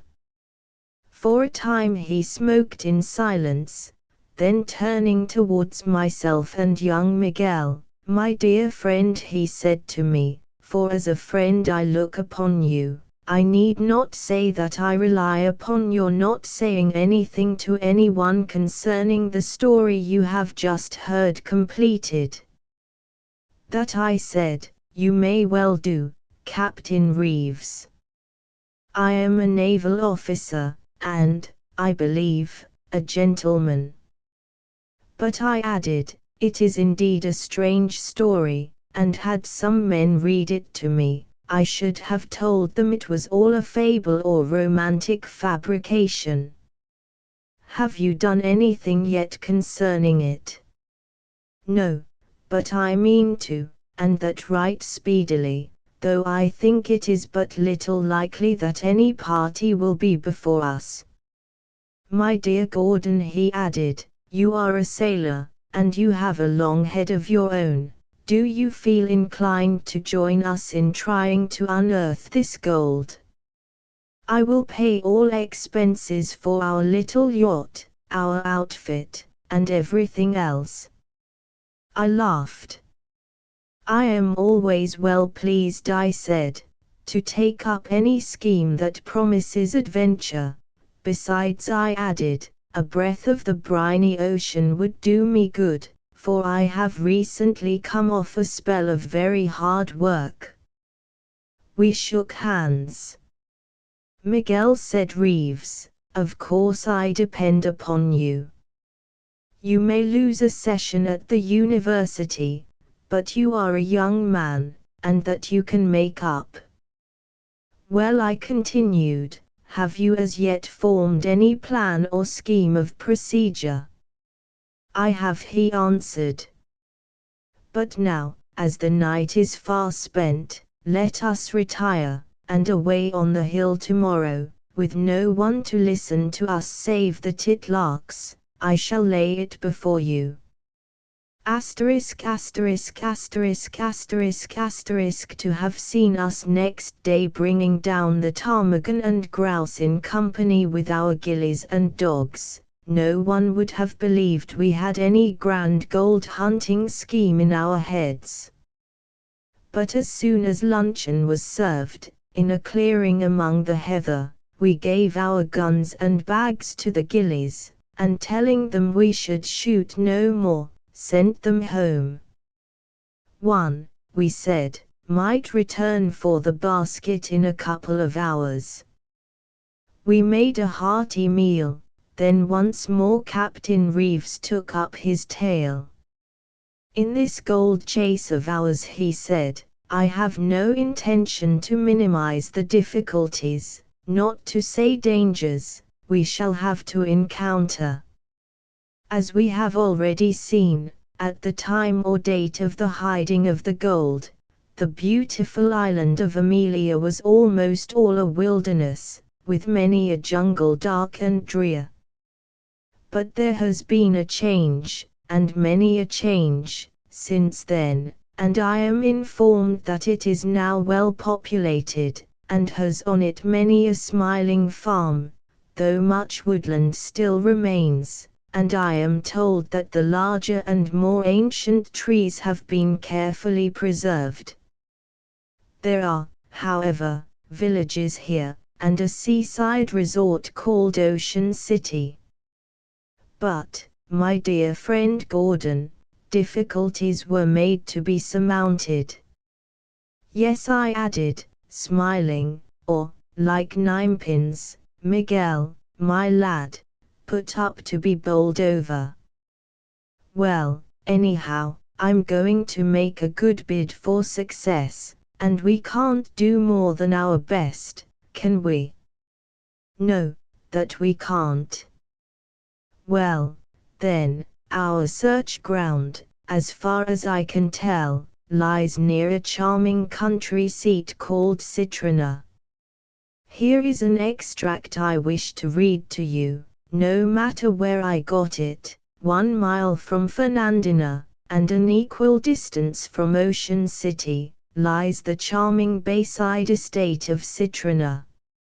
It was once the property of James Casher, a gentleman of large means, who had a residence on it during a portion of the Spanish and British occupation of Amelia Island.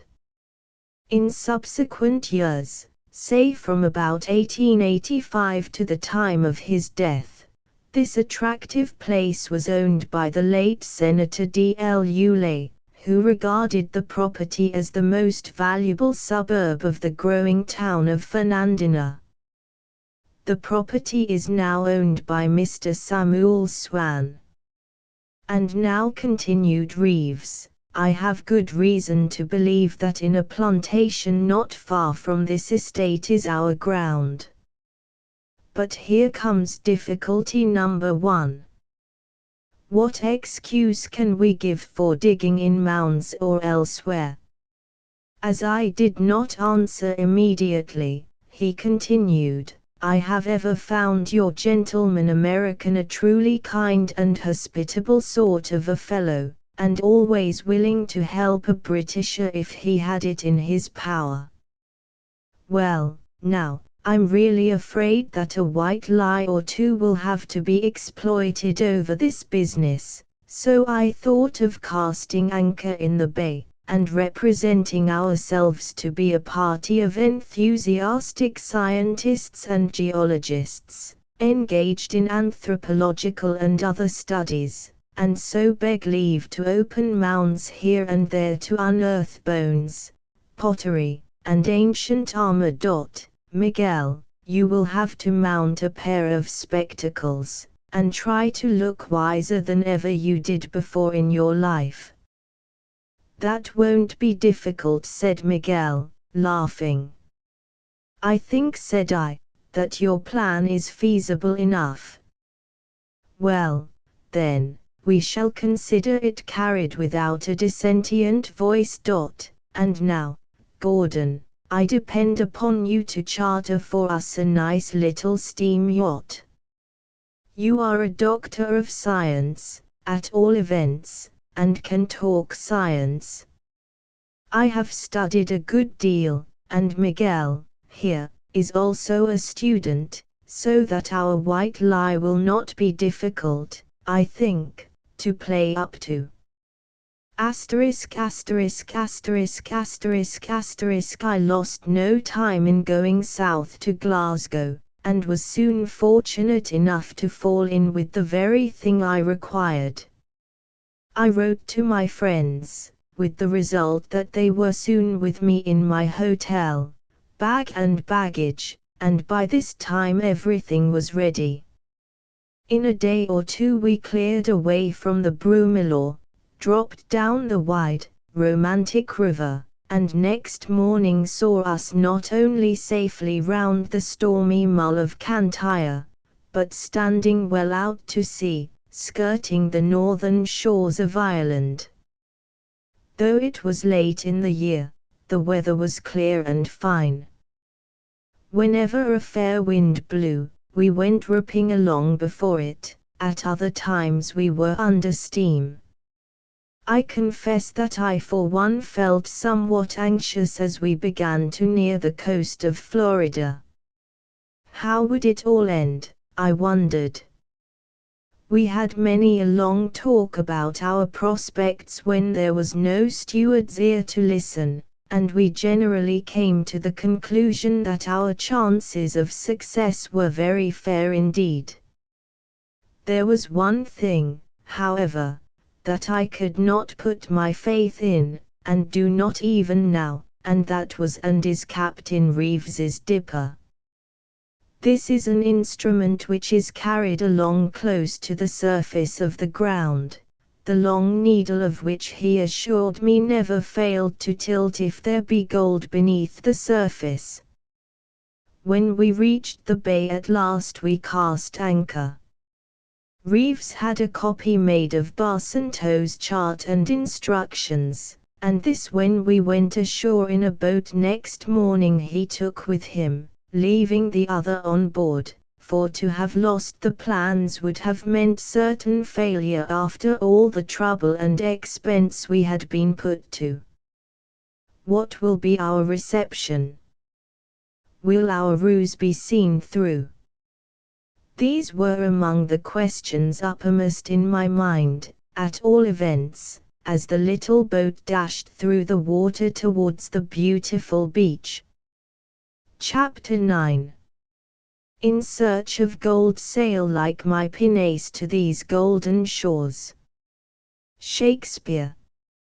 A pleasing land of drowsihed it was, of dreams that wave before the half-shut eye, and of gay castles in the clouds that pass, for ever flushing round a summer sky. Thomson. We landed at last, and telling the man to wait for us, we started off to make our first call. We were all fairly well dressed, though for my own part I should have preferred some other rig-out, had it been but the garb of old Gaul, Highland dress, to that black surtout, white waistcoat, and broad-brimmed soft felt hat. I also wore an eye-glass. Reeves was similarly attired, and Miguel looked quite the clergyman all over, and wore a pair of most classical-looking spectacles. It was a beautiful house we approached, just a little inland it lay, square, with verandas, and surrounded by nice gardens, which, late in the year though it was, were still gay with gorgeous flowers. "Is Mr. Ch in?" said Reeves to a young lady who was culling a bouquet with a small pair of scissors in her dainty fingers. "Yes, my father is at home, and will be so all day." "Of course you will walk in. I shall soon find him for you."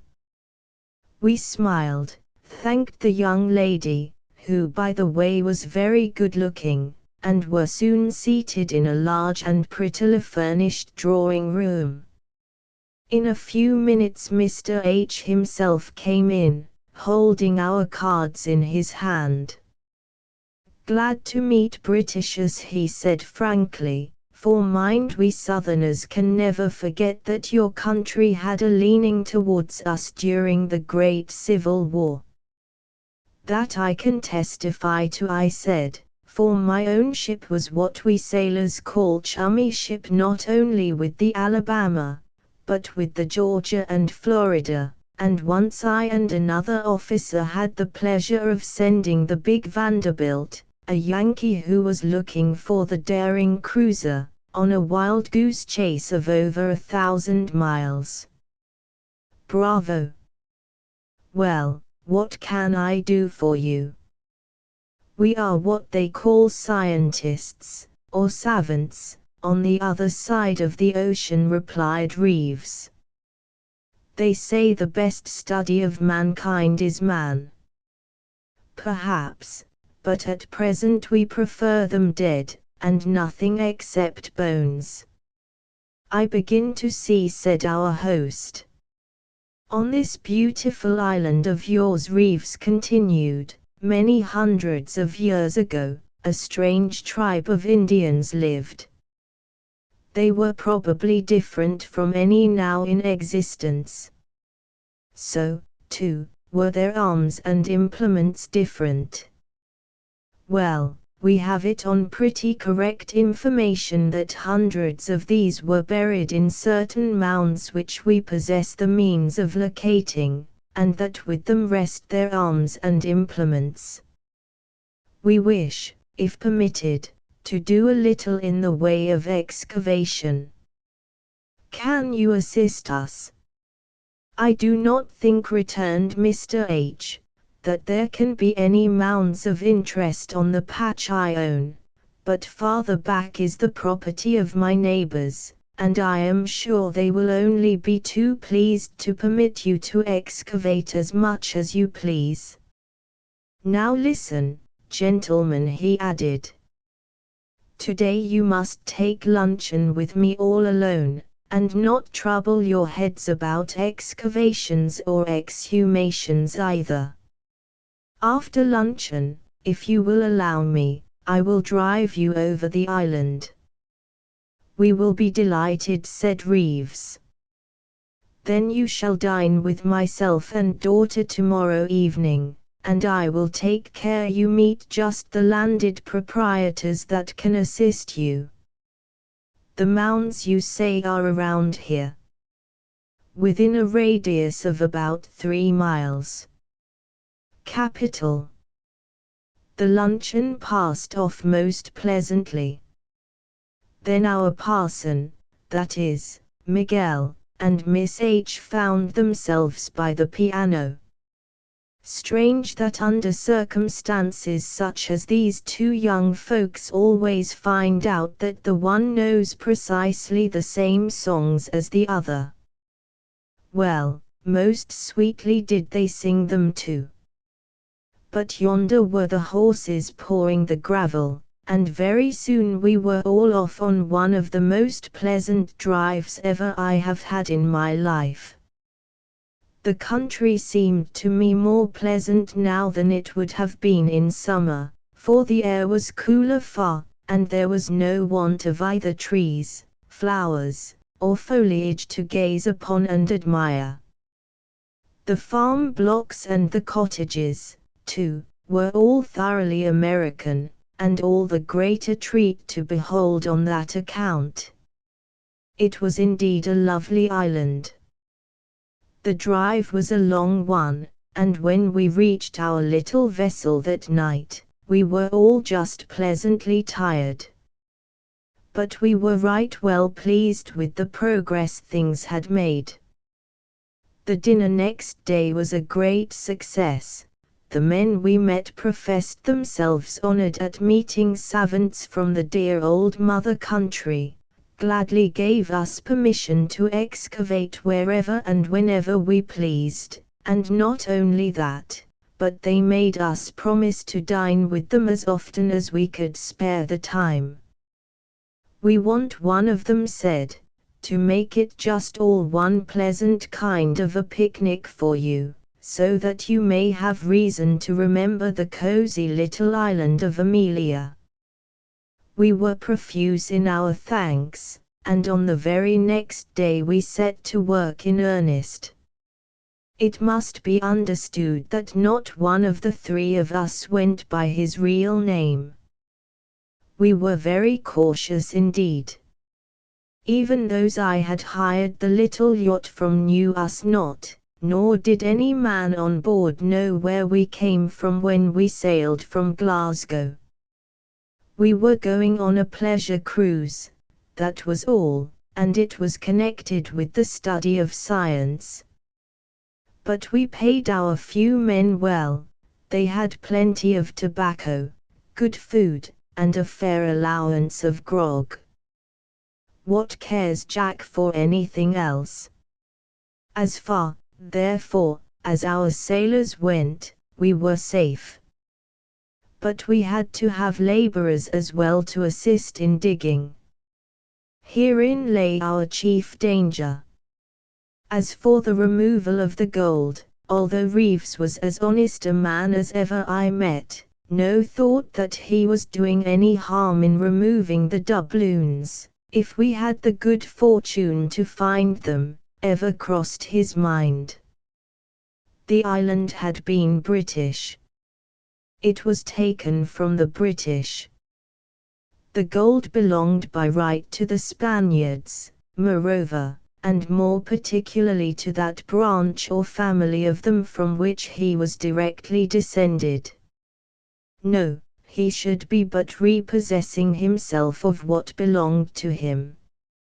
Now, in order to make everything seem straight and real, after having engaged 2 sturdy laborers, we did commence excavating burial mounds, and every evening we appeared on the beach, our laborers, 2 sturdy men and true, carrying boxes of Indian bones, implements of warfare and domesticity, so that it was soon bruited abroad that we were just a band of British scientists, which meant, to most, British madmen, making a collection of old bones that no wise man would pick up at his feet. So things went on for over a week. And frequently, almost every night indeed, we dined at one or other of the charming houses or villas in the neighborhood. Very delightful evenings these were, and never shall I forget them. The deceit we were practicing, however, rankled in my mind very much indeed, and often kept me awake at night till far into the short hours, as Burns would call them, beyond midnight, the wee short hour and the 12. I never saw a happier young fellow than Miguel was at this time, however. Nor did he hesitate a moment to tell me the cause of his happiness. He was very much in love with his sweet little cousin Mina, and she, he said, with him. He had the half of a 6-penny piece, which he had broken with her before leaving, sewn up into a blue ribbon she had given him, and which he wore next his heart. One of his favorite songs was that sweetest of lilts, which even Jenny Lind loved so, Lorgie O'Buchan. And perhaps the dearest lines to him in all the song were these. He had but a saxpence, he broke it in TWA, and gave me the half a tea ere he gaed awa, saying, Think na lang, lassie, though I gang awa, think na lang, lassie, though I gang awa, for summer is coming, cauld winter's awa, and I'll come and see you in spite o' them. Ah! Youth's dreams of love and of the future are delightful beyond compare, and dazzlingly beautiful as the summer's sunrise. Pity that the orange and crimson clouds do not last all day long, then indeed would life be worth living. But poor Miguel looked forward to a handsome country church and a handsome manse in some romantic part of the country, where quiet and joy should ever dwell, and the presiding geniuses of which should be his dear old mother and Mina herself. No wonder he was so inexpressibly happy, that like birds in springtime he was singing all day long, even while wielding pick and spade. Poor Miguel! Would his dreams or ours turn out to be true? Our 2 excavators were strong young fellows, only one of whom, however, possessed much sense. This was George Winkie. This is not his real name. I somehow think that from the very first George smelled a rat. But to hurry on. All the time we were filling up the hold of our little vessel with old bones, etc., we knew perfectly well where the pirates' gold lay, and at last, choosing a time when the moon was at its full, we commenced this last excavation. We discharged one man now, saying our labors were nearly over. Pity we hadn't discharged Winky, as the sequel will show. I must confess that I had grave doubts concerning the finding of that gold. Nay, more, I felt almost positive that the whole thing was a myth, or that if any gold had ever been buried at the foot of this old tree, it must have been found long, long ago. But I would not say so to Miguel. I would not shatter his splendid hopes and his happiness. Nevertheless, to Captain Reeves I did say one morning, "It will be very pitiful, my friend, but at the same time somewhat laughable, if, after all our trouble and outlay, we have to leave the coast with only a cargo of defunct Indians' decayed skeletons." Reeves laughed, but at the same time he looked somewhat serious. Both he and Miguel seemed extra hopeful, however, on the morning when Winky turned the first sod. We allowed him to do the heaviest of the work, and get well down, severing the hard, entangled branches of the trees with the axe. When these were all out, and a very large hole made, we found the ground softer. It was eventide now. "We shan't do more tonight," Winky Reeves said, "but meet us on the beach tomorrow at 8, and we shall commence filling up this most unpromising hole again. Good night." Away went Winky, but I think he gave Captain Reeves a strange sort of look before he started, and that he smiled satirically, if I may so word it. Miguel himself went with him fully a mile, quite into Ocean City in fact, where the young man dwelt. It was his pay night, and he went under pretense of getting change.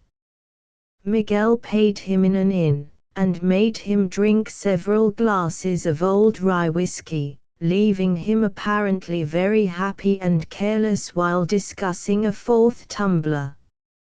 Meanwhile, to my astonishment, Captain Reeves, who was digging, had exposed no less than 5 iron boxes. I and he attempted to lift one. It was all we could do. But it was getting rapidly dark now, for the full moon would not rise over the island until 8 o'clock. Then Miguel himself returned. "Oh, thank God," he cried, rapturously, and verily the tears of joy were choking him. "And you think," said Reeves, "that Winky, who I am certain is suspicious, is safe for the night?" "I feel sure of it, Uncle, for he could hardly stand when I left. The only fear I have is that he may let out our secret tonight." "Well, Miguel, now comes the tug of war. All that gold must be got off tonight, and we must weigh anchor before morning. I did think of waiting till moonrise, but after what you have told us, we had better begin at once." "I'm ready and glad," I said. "Here are a couple of revolvers, Miguel. Defend the gold against all comers until we return. Your duty is the most dangerous and difficult, but I feel certain you are not afraid." "I am not afraid, Uncle," was the calm reply. The tree where the gold hole was stood not over 150 yards from the shore, and we were in our boat and speeding off to the yacht in 5 minutes' time. Our crew all told was but 7. Of these we took 5, promising all that they should be well rewarded for their night's work. biscuit bags were brought on shore, and a rudely fitted litter, on which 2 boxes could be conveyed at once, one man bending onto each of the 4 handles, and being relieved occasionally by myself, Reeves, and the spare hand. The bags were meant to cover the boxes. I think the men suspected that they were carrying gold, and that they would have a share of it, for they worked like slaves. The work was hard and tedious, however, but all the boxes save one were safely taken off before the moon had been well up above the waves and shining over the sea. We were just getting this last box on board the boat, when to our great alarm we heard a confused hum of voices in the distance, and presently recognized that of Winky. "Hurry, men, hurry," cried Reeves, "there is not a moment to lose." The box was hoisted in, and the boat, which had been drawn up to receive it, was quickly launched. We were all in save Miguel, the young minister, when, headed by Winky, who was in a state of great excitement, down rushed 10 hulking roughs. "Hold," cried Winky, "I command you to hold in the name of the state of Florida." As he spoke he seized young Miguel by the breast. But he had not reckoned on that young minister's mettle, nor on the hardness of that good Scottish fist of his. It fell like a hammer, straight from the shoulder, and took effect between Winky's eyes. The fellow went down like a shot, and lay there stunned and insensible. Then Miguel sprang into the boat, and away she dashed. There was no wind, but steam was already up, and soon the yacht was moving fast away in a southwesterly direction from the shores of the beautiful island. This was not our course, but from the gradually increasing mob on the beach, we knew we should be chased. Nor were we mistaken. Chapter X. An anxious time, the chase and battle, how all ended.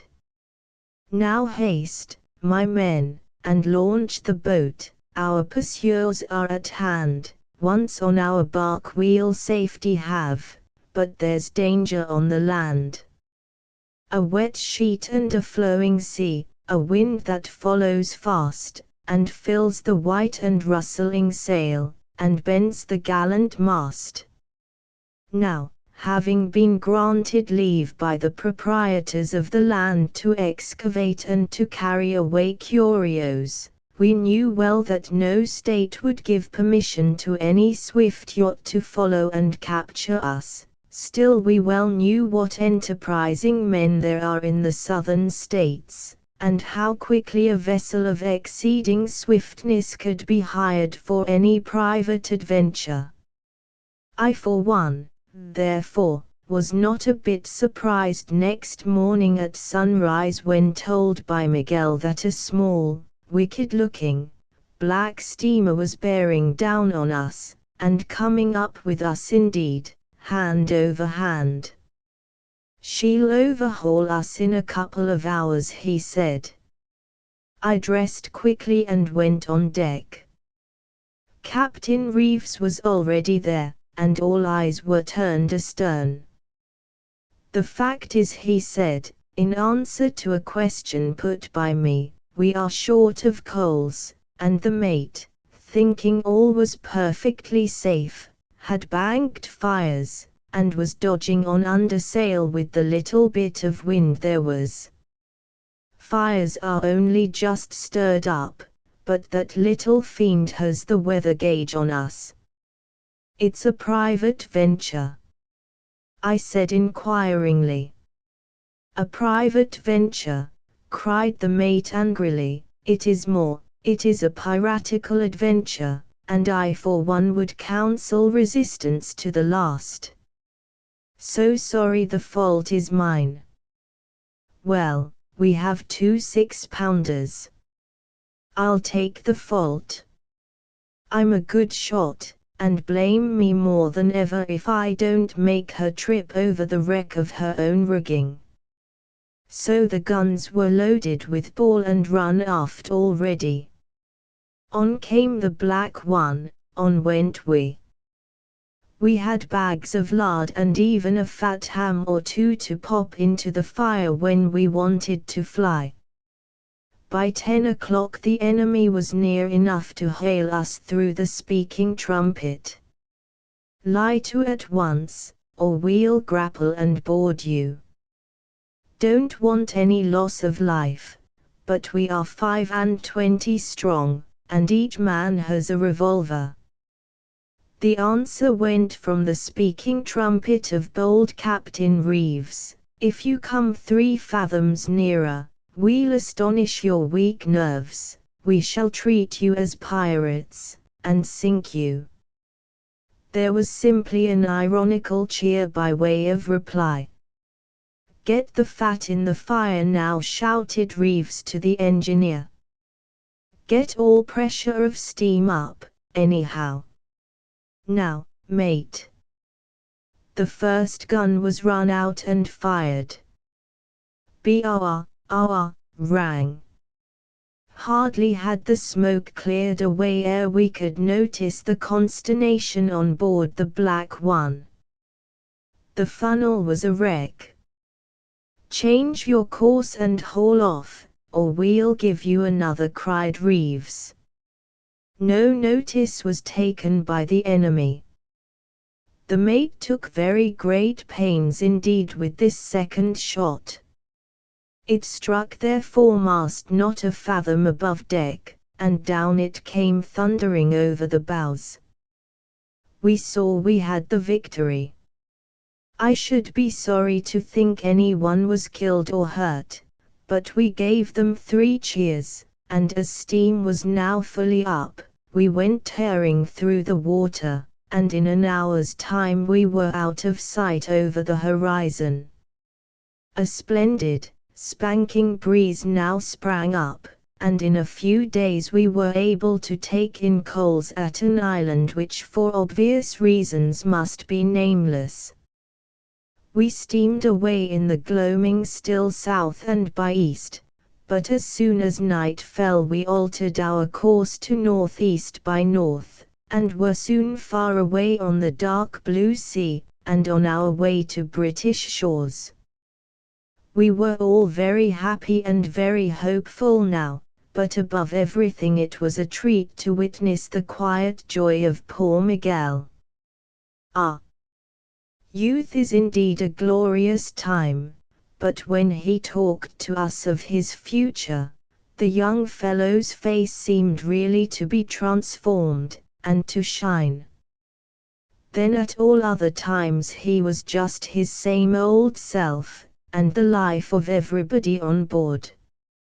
He was, perhaps, somewhat of a Republican at heart, for he talked with the men as if they were quite on. The fellow went down like a shot, and lay there stunned and insensible. The fellow went down like a shot, and lay there stunned and insensible. Footing of equality with him mentally and socially, and he even played and sang to them, and kept them laughing of an evening until they used to declare that their very sides ached again.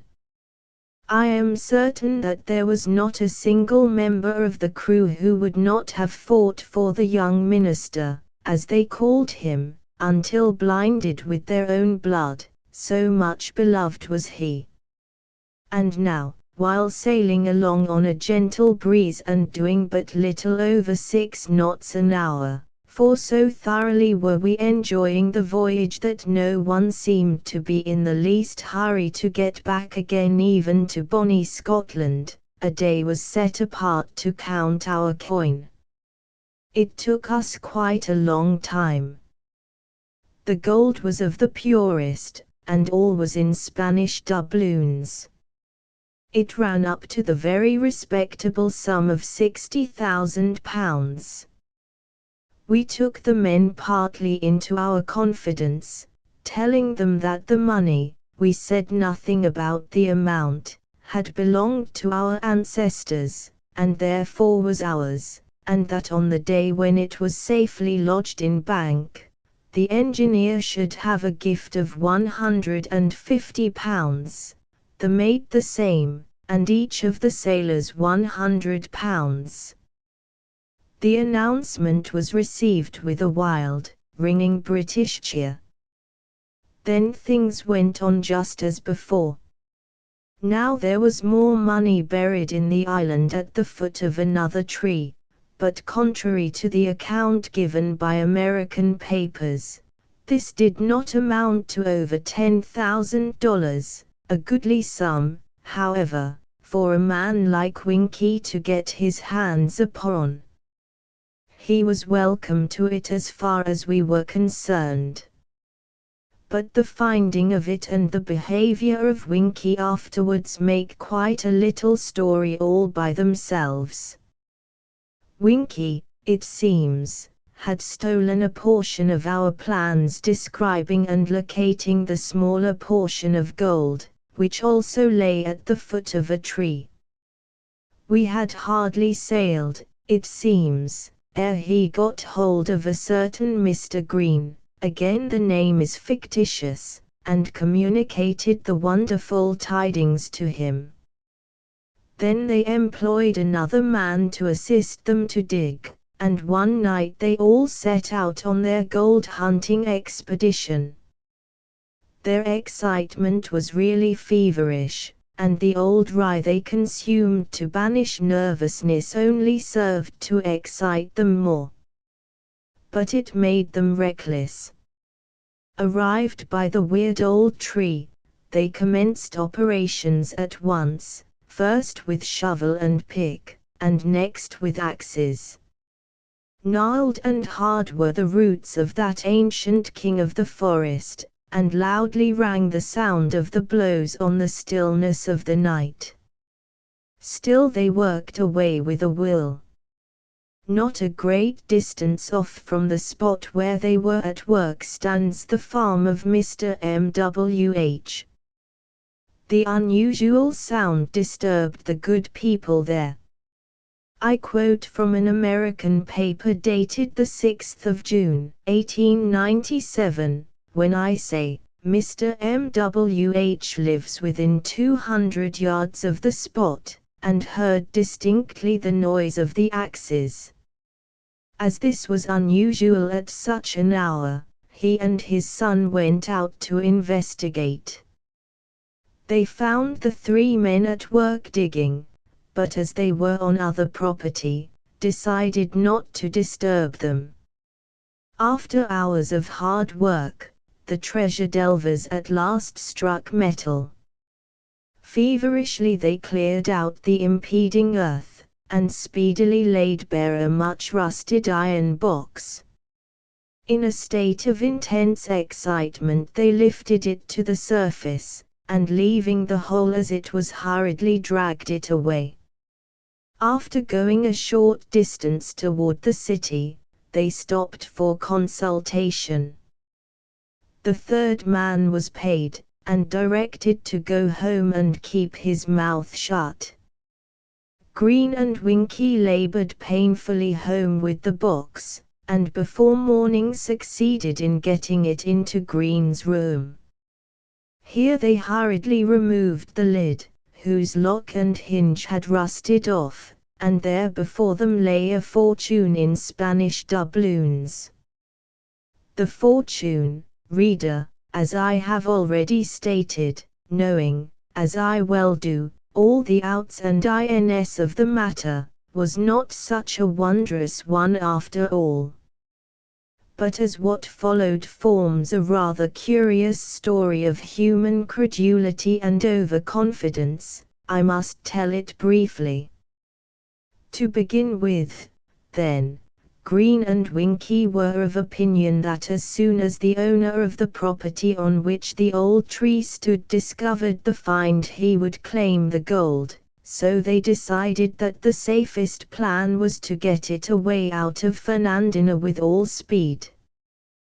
But as Green could not go from home just then, but had the utmost confidence in Winky, it was decided that the latter should start at once for Brunswick, he, Green, to join him later on, when they could amicably divide the spoil. This was playing at the game of confidence with a vengeance, and we shall soon see what came of it. The baggage master at Fernandina distinctly remembers checking the luggage, and wondering at the same time how a man in Winky's poor station of life came to have so many trunks. The fact was that Winky had put the gold in several boxes, so as to distribute the weight, and thus evade suspicion. And now Green lived for a time in a kind of fool's paradise, building castles in the air both by day and long into the night after going to bed.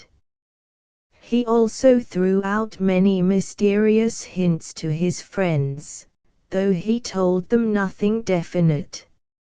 Only he wanted them to know that he would soon be far above poverty, and that he need trouble himself but little more about work or business either. So Green sold out his business, and sold off all his possessions in Florida, determining to live elsewhere, and with his newly acquired wealth act the role of gentleman. He thought it strange, however, that he did not hear from Winky. Post after post, and never a single letter. Hope deferred maketh the heart sick, and thoroughly alarmed at last Green hurried off to Brunswick. Never a Winky was there, and from the information he was able to glean at the railway depot the man must have gone on to Northwood. How much farther it would be difficult indeed to say. No wonder poor Green was now heartbroken. All the gold gone, his business sold for a song, and very little indeed to live upon. It was terrible. In his agony of mind he consulted a young lawyer. This man, Mr. W.H., was smart enough. At first he would scarcely credit the story, but the testimony of the farmer and his son who had heard the gold seeker digging, and that of the baggage master who had checked the boxes, finally convinced him. Green offered him $25 for his assistance in tracing Winky. "If you be Green, I'm not," said the lawyer. $25, indeed. How liberal you are." "No, sir, I shall have one half the gold, and nothing less, and an agreement must be made out to that effect." And so this was done. But now comes the most curious part of the story. The man who had assisted in digging somehow or other had got Winky's address. It was almost indistinct as written, but Fifth Avenue, New York could just be made out. This the man gave to Mr. W.H., and he in turn gave it to Green, in whose honesty the lawyer had the utmost confidence. But it was necessary to success that Winky be run to earth at once, so the lawyer dispatched Green to New York to find the runaway and confront him with a charge of roguery. Probably Green was not so great a fool as he looked. In all probability he found Winky, and after a quarrel resumed partnership. Perhaps this was so, but as Burns says, facts are chills that win a ding, and the fact is that the clever but over-confiding lawyer has not up to the present date, the 15th of July 1897, heard again of either Winky or Green. Very likely they are enjoying themselves together at some continental or British watering place. While I write, it is a most brilliant sunny summer's day, and only 6 miles from here Henley Regatta is in full swing. When I finish this chapter I shall drive there, and it is just within the bounds of possibility that I might stumble across Winky. I should know him at a glance. Asterisk asterisk asterisk asterisk asterisk The finding of our gold, or rather, I should say, the gold of Captain Keyves and Don Miguel Emlyn, took place last December, 1896. We succeeded in landing it easily, and had the whole melted down into bars, which were sold for their full value. Captain Reeves still holds that beautiful and romantic villa of his far away in the wild, romantic north of Scotland. He gives larger and nicer parties now than ever, for he dearly loves good company. Poor Mrs. Emlyn no longer lives in a couple of small rooms in the east end of the great granite city. No, she has bought one of the most charming modern villas far out Rubislaw way, and many an old friend drops in of an evening to drink tea or stay to dinner whom she could not have asked or entertained in the days of her poverty. Miguel does not now have to slave at harvests, nor to endanger his life at the herring fishery. He was down seeing me about a month ago, dear happy, hopeful youth. He is as determined to be a clergyman as ever, and there is now no danger of his having to wait long for a living, because he knows of one, just the one he should like, for sale, that is, the gift is in the hands of a lord who is willing to part for a consideration. In less than a month the heather will all be in bloom on the mountain sides, my guns are already ready, and my honest setter Dash is ready too. By the morning of the glorious 12th Reeves and I will be on the hill. Bonny little Mina will have her gun too, and I need hardly add that Miguel will not be far away. I feel certain that in their case the stream of love will run smooth, and that their married life, when the time for marriage comes, will be a happy one. That side by side their barks of life may glide calmly over the sea of time to a glad beyond, is the earnest wish and prayer of the author. The End. Printed in Great Britain at the press of the publishers. Established 1798 T. Nelson and Sons, Limited. Printers and Publishers T. Nelson and Sons, Limited, Publishers. Nelson's Annuals. The Chummy Book. 5S Net. The Jolly Book. 5S Net.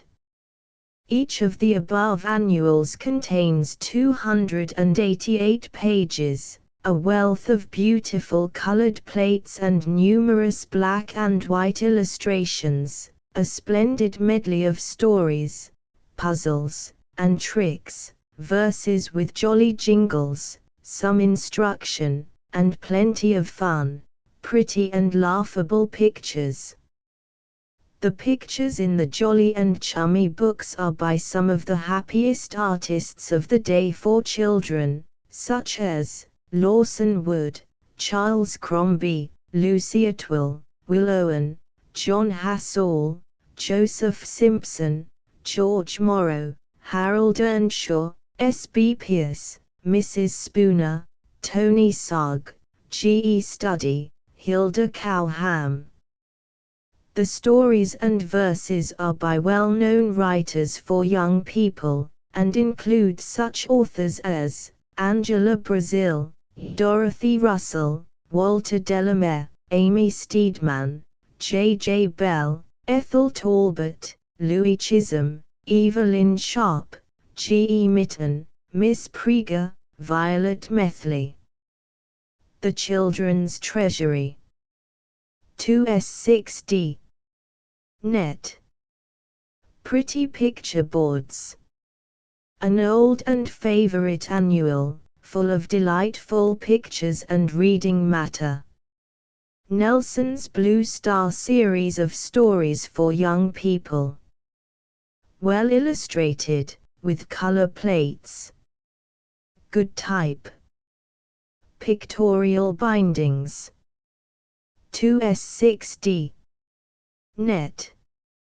For boys. The Riverton Boys. By K.M. and R.E.D. In the Rocky Mountains. By W.H.G. Kingston. In Savage Africa. By V.L. Cameron, R.N. The Castaways. By Captain Mayne Reid. For girls. Our Vow. By E.L. Haverfield. On Honor. By E.D. Adams. Margie at the Harbour Light. By E. Rand. Rhoda. By E.L. Haverfield. For children. Dorothy's Difficulties. By M.C. Cordew. 5 Children. By Mrs. Leslie Moore. Queensland Cousins. By E.L. Haverfield. Knights of the Red Cross. By Dorothea Moore. Nelson's White Star series.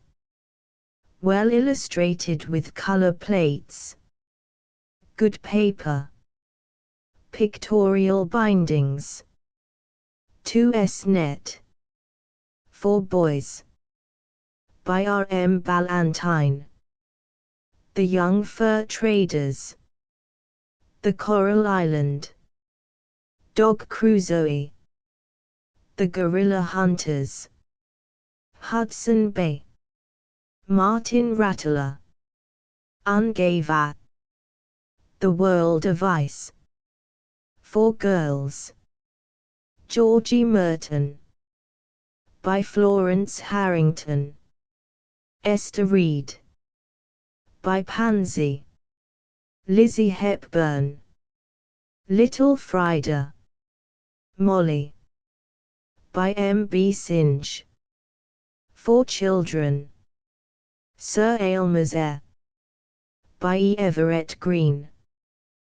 The Gold Thread and Wee Davy. By Norman MacLeod. Under Padlock and Seal. By Harold Avery. Juvenile Library Cloth, Illustrated, 1s. 6d Net. Books suitable for boys, girls, or children are denoted by the letters B, G, and C, respectively placed after the title. Girls of Cromer Hall, G. R. Jack Burns. Olive Roscoe, G. E. Everett Green. Doris Hamlin, G. R. O. Chester. Kitty Trenier, G. Mabel Quillercouch. Bosom Friends, G. Angela Brazil. Waste Castle, G. W. M. Letts.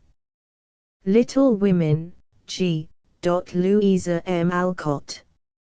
A Pair of Red Poles, G.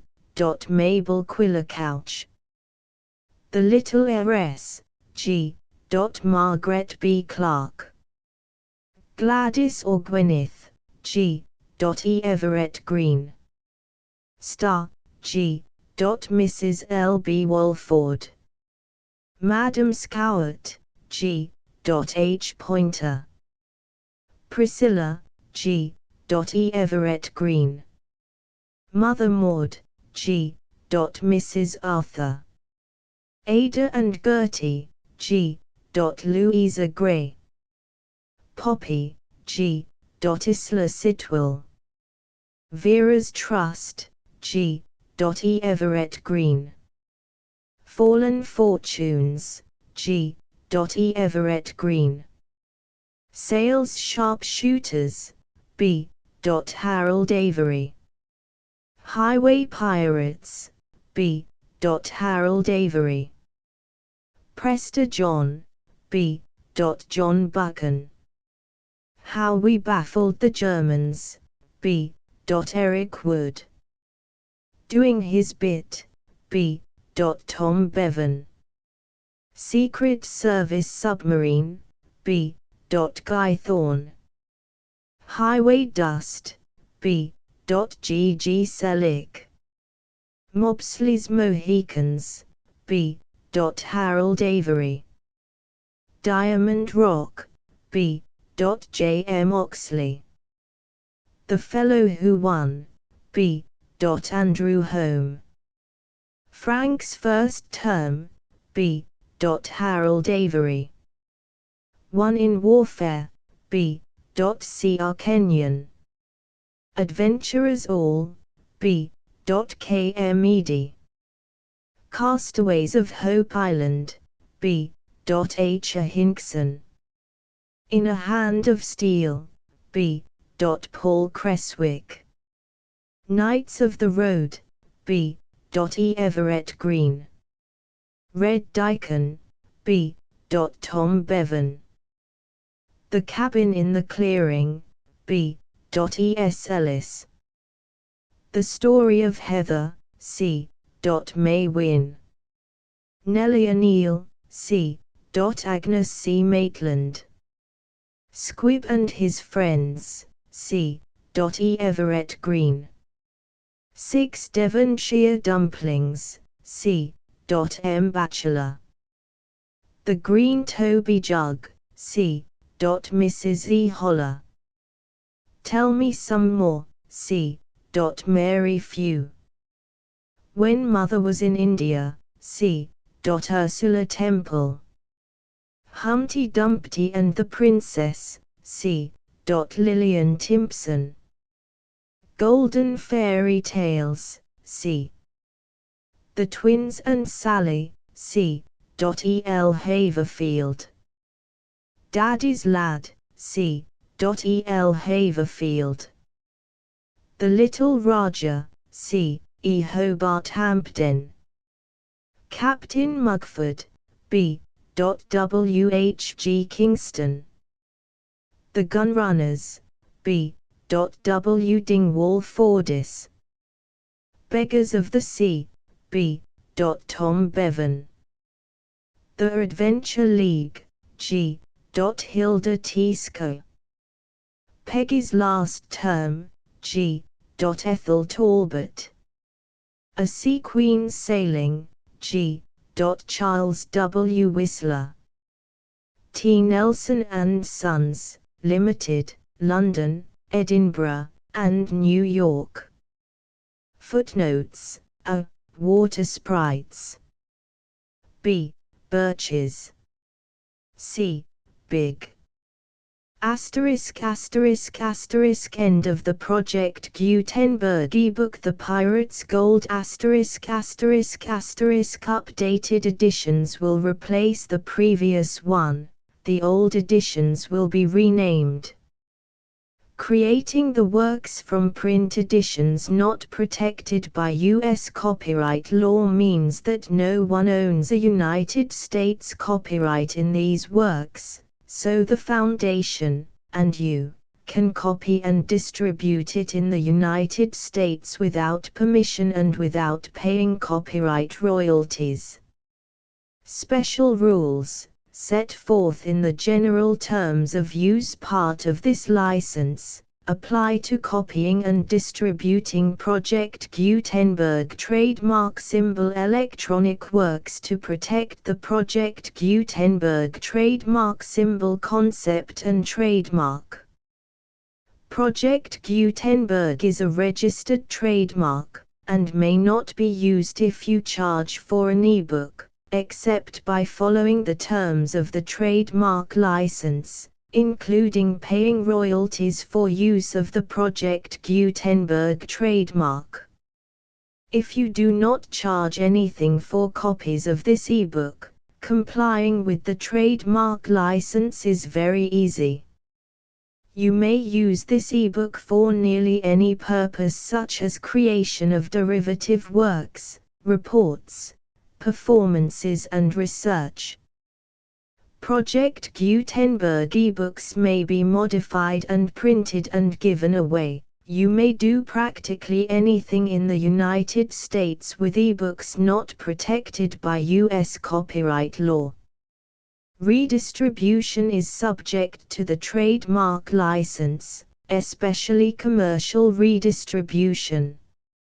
Start. Full license. The full Project Gutenberg license. Please read this before you distribute or use this work to protect the Project Gutenberg trademark symbol mission of promoting the free distribution of electronic works.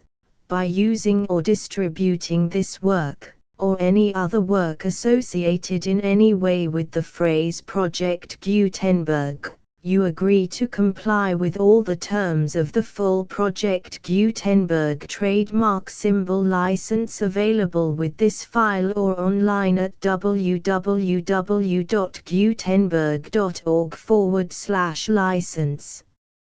Section 1. General Terms of Use and Redistributing Project Gutenberg Trademark Symbol Electronic Works 1.0. By reading or using any part of this Project Gutenberg trademark symbol electronic work, you indicate that you have read, understand, agree to and accept all the terms of this license and intellectual property, trademark/copyright, agreement. If you do not agree to abide by all the terms of this agreement, you must cease using and return or destroy all copies of Project Gutenberg trademark symbol electronic works in your possession. If you paid a fee for obtaining a copy of or access to a Project Gutenberg trademark symbol electronic work and you do not agree to be bound by the terms of this agreement, you may obtain a refund from the person or entity to whom you paid the fee as set forth in paragraph 1.e.8. 1.b. Project Gutenberg is a registered trademark. It may only be used on or associated in any way with an electronic work by people who agree to be bound by the terms of this agreement. There are a few things that you can do with most Project Gutenberg trademark symbol electronic works even without complying with the full terms of this agreement. See paragraph 1.c below.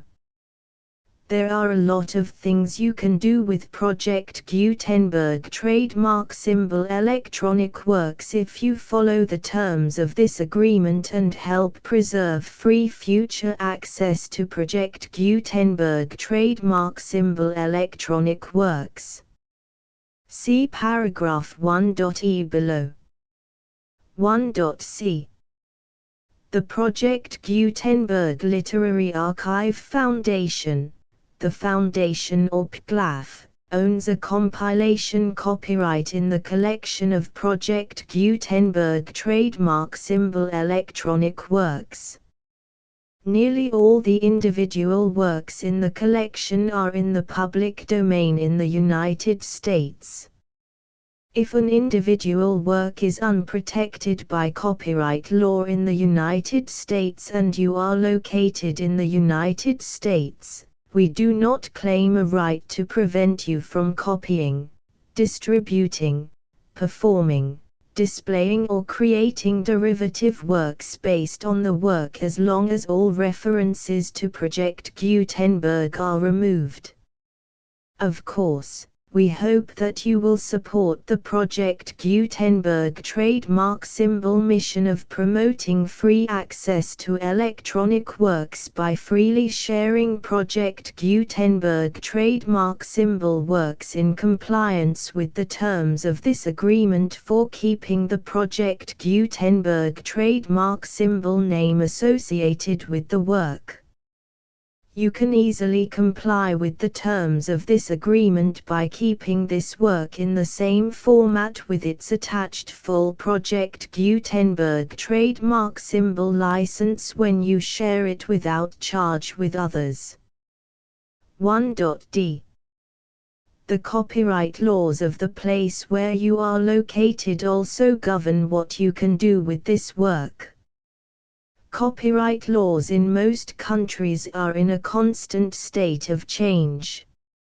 If you are outside the United States, check the laws of your country in addition to the terms of this agreement before downloading, copying, displaying, performing, distributing or creating derivative works based on this work or any other Project Gutenberg trademark symbol work.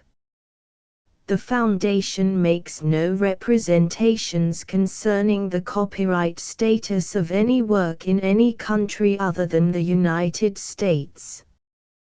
1.e Unless you have removed all references to Project Gutenberg. 1.e.1. The following sentence, with active links to, or other immediate access to, the full Project Gutenberg trademark symbol license must appear prominently whenever any copy of a Project Gutenberg trademark symbol work, any work on which the phrase Project Gutenberg appears, or with which the phrase Project Gutenberg is associated, is accessed, displayed, performed, viewed, copied or distributed.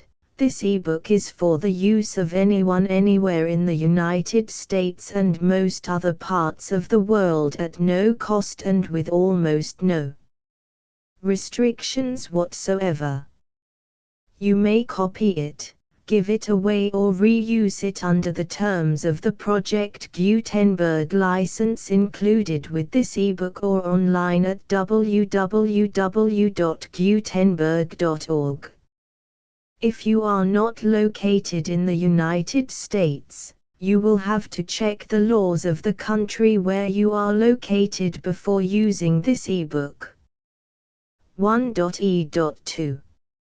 If an individual Project Gutenberg trademark symbol electronic work is derived from texts not protected by U.S. copyright law, does not contain a notice indicating that it is posted with permission of the copyright holder, the work can be copied and distributed to anyone in the United States without paying any fees or charges. If you are redistributing or providing access to a work with the phrase Project Gutenberg associated with or appearing on the work, you must comply either with the requirements of paragraphs 1.e.1 through 1.e.7 or obtain permission for the use of the work and the Project Gutenberg trademark symbol trademark as set forth in paragraphs 1.e.8 or 1.e.9. 1.e.3. If an individual Project Gutenberg trademark symbol electronic work is posted with the permission of the copyright holder, your use and distribution must comply with both paragraphs 1.e.1 through 1.e.7 and any additional terms imposed by the copyright holder. Additional terms will be linked to the Project Gutenberg trademark symbol license for all works posted with the permission of the copyright holder found at the beginning of this work. 1.e.4. Do not unlink or detach or remove the full Project Gutenberg trademark symbol license terms from this work, or any files containing a part of this work or any other work associated with Project Gutenberg trademark symbol. 1.e.5 Do not copy, display, perform, distribute or redistribute this electronic work, or any part of this electronic work, without prominently displaying the sentence set forth in paragraph 1.e.1 with active links or immediate access to the full terms of the Project Gutenberg trademark symbol license. 1.e.6 You may convert to and distribute this work in any binary, compressed, marked up, non-proprietary or proprietary form, including any word processing or hypertext form. However, if you provide access to or distribute copies of a Project Gutenberg trademark symbol work in a format other than plain vanilla ASCII or other format used in the official version posted on the official Project Gutenberg trademark symbol website, www.gutenberg.org, you must, at no additional cost, fee or expense to the user, provide a copy, a means of exporting a copy, or a means of obtaining a copy upon request, of the work in its original plain vanilla ASCII or other form. Any alternate format must include the full Project Gutenberg trademark symbol license as specified in paragraph 1.e.1. 1.e.7 Do not charge a fee for access to, viewing, displaying, performing, copying or distributing any Project Gutenberg trademark symbol works unless you comply with paragraph 1.e.8 or 1.e.9. 1.e.8 You may charge a reasonable fee for copies of or providing access to or distributing Project Gutenberg trademark symbol electronic works provided that you pay a royalty fee of 20% of the gross profits you derive from the use of Project Gutenberg trademark symbol works calculated using the method you already use to calculate your applicable taxes.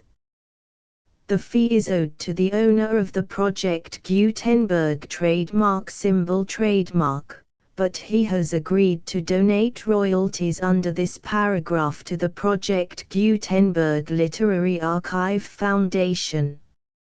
Royalty payments must be paid within 60 days following each date on which you prepare, or are legally required to prepare, your periodic tax returns. Royalty payments should be clearly marked as such and sent to the Project Gutenberg Literary Archive Foundation at the address specified in Section 4, Information about donations to the Project Gutenberg Literary Archive Foundation. You provide a full refund of any money paid by a user who notifies you in writing, or by email, within 30 days of receipt that he does not agree to the terms of the full Project Gutenberg trademark symbol license. You must require such a user to return or destroy all copies of the works possessed in a physical medium and discontinue all use of and all access to other copies of Project Gutenberg trademark symbol works. You provide, in accordance with paragraph 1.f.3, a full refund of any money paid for a work or a replacement copy, if a defect in the electronic work is discovered and reported to you within 90 days of receipt of the work. You comply with all other terms of this agreement for free distribution of Project Gutenberg trademark symbol works. 1.e.9 If you wish to charge a fee or distribute a Project Gutenberg trademark symbol electronic work or group of works on different terms than are set forth in this agreement, you must obtain permission in writing from the Project Gutenberg Literary Archive Foundation, the manager of the Project Gutenberg trademark symbol trademark. Contact the Foundation as set forth in Section 3 below. 1.f1.f.1 Project Gutenberg volunteers and employees expend considerable effort to identify, do copyright research on, transcribe and proofread works not protected by U.S. copyright law in creating the Project Gutenberg trademark symbol collection. Despite these efforts, Project Gutenberg trademark symbol electronic works, and the medium on which they may be stored, may contain defects such as, but not limited to, incomplete, inaccurate or corrupt data, transcription errors, a copyright or other intellectual property infringement, a defective or damaged disk or other medium, a computer virus, or computer codes that damage or cannot be read by your equipment. 1.f.2 Limited warranty, disclaimer of damages, except for the right of replacement or refund described in paragraph 1.f.3, the Project Gutenberg Literary Archive Foundation, the owner of the Project Gutenberg trademark symbol trademark, and any other party distributing a Project Gutenberg trademark symbol electronic work under this agreement, disclaim all liability to you for damages, costs and expenses, including legal fees. You agree that you have no remedies for negligence, strict liability, breach of warranty or breach of contract except those provided in paragraph 1.f.3. You agree that the Foundation, the trademark owner, and any distributor under this agreement will not be liable to you for actual, direct, indirect, consequential, punitive or incidental damages even if you give notice of the possibility of such damage. 1.f.3 Limited right of replacement or refund. If you discover a defect in this electronic work within 90 days of receiving it, you can receive a refund of the money, if any, you paid for it by sending a written explanation to the person you received the work from. If you received the work on a physical medium, you must return the medium with your written explanation. The person or entity that provided you with the defective work may elect to provide a replacement copy in lieu of a refund. If you received the work electronically, the person or entity providing it to you may choose to give you a second opportunity to receive the work electronically in lieu of a refund. If the second copy is also defective, you may demand a refund in writing without further opportunities to fix the problem. 1.f.4 Except for the limited right of replacement or refund set forth in paragraph 1.f.3, this work is provided to you as is, with no other warranties of any kind, express or implied, including but not limited to warranties of merchantability or fitness for any purpose. 1.f.5 Some states do not allow disclaimers of certain implied warranties or the exclusion or limitation of certain types of damages. If any disclaimer or limitation set forth in this agreement violates the law of the state applicable to this agreement, the agreement shall be interpreted to make the maximum disclaimer or limitation permitted by the applicable state law. The invalidity or unenforceability of any provision of this agreement shall not void the remaining provisions.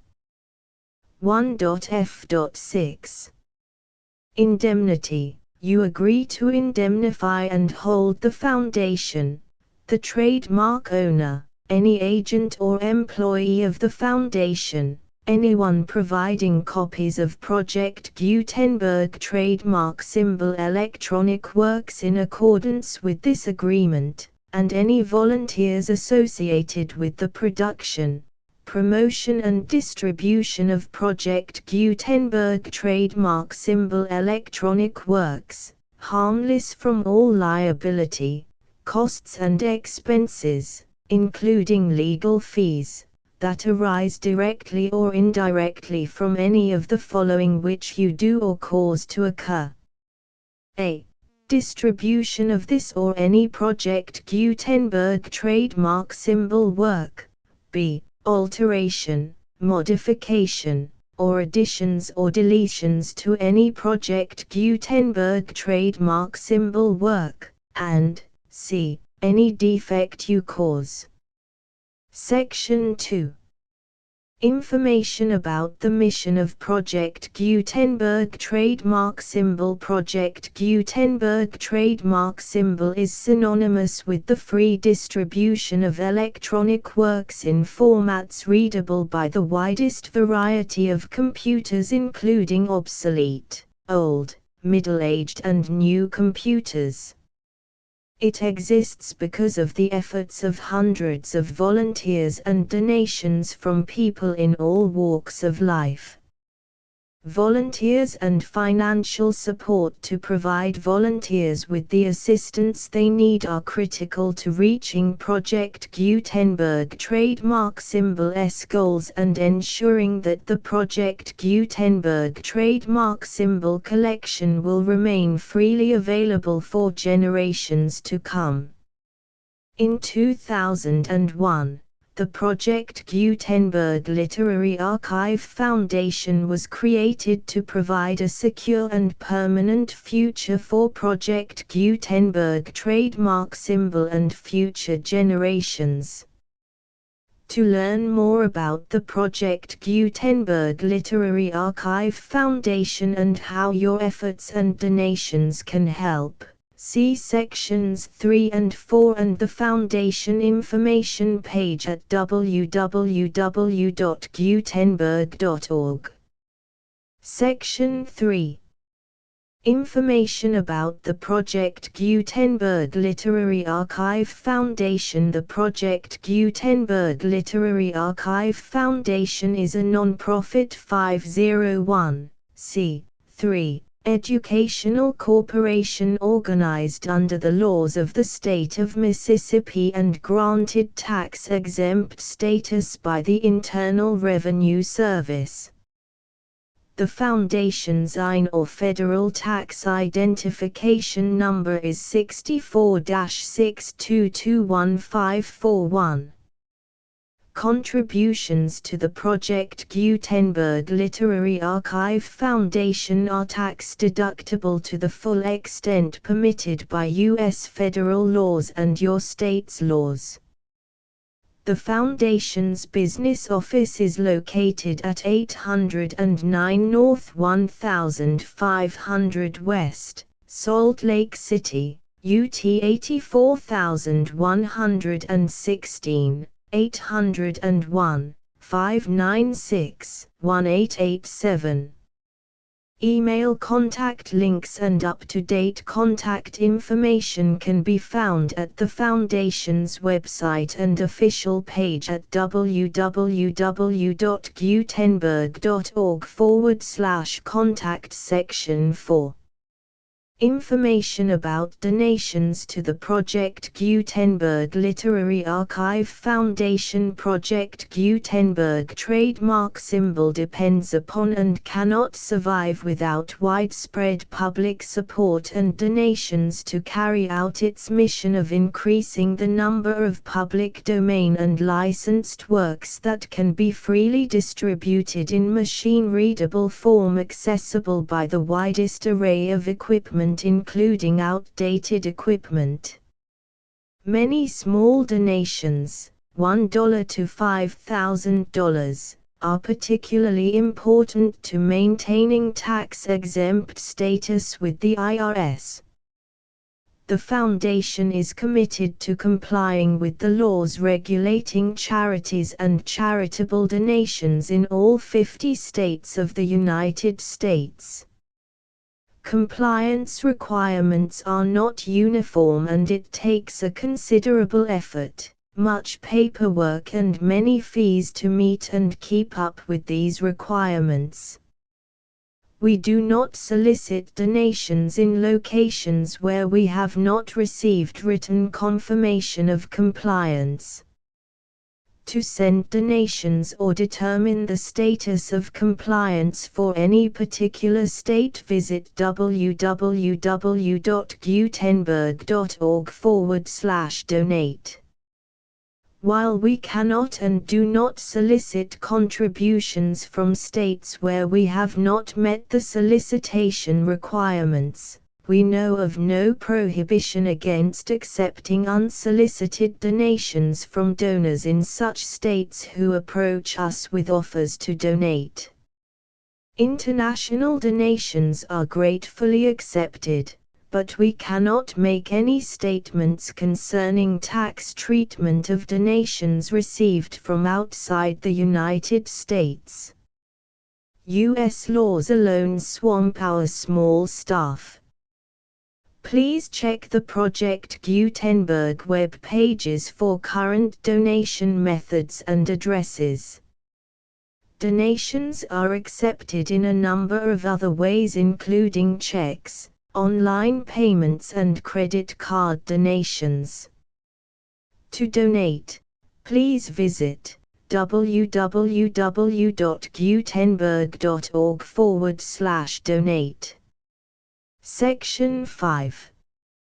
General information about Project Gutenberg trademark symbol electronic works. Professor Michael S. Hart was the originator of the Project Gutenberg trademark symbol concept of a library of electronic works that could be freely shared with anyone. For 40 years, he produced and distributed Project Gutenberg trademark symbol ebooks with only a loose network of volunteer support. Project Gutenberg trademark symbol ebooks are often created from several printed editions, all of which are confirmed as not protected by copyright in the US unless a copyright notice is included. Thus, we do not necessarily keep ebooks in compliance with any particular paper edition. Most people start at our website, which has the main PG search facility, www.gutenberg.org. This website includes information about Project Gutenberg trademark symbol, including how to make donations to the Project Gutenberg Literary Archive Foundation, how to help produce our new ebooks, and how to subscribe to our email newsletter to hear about new ebooks.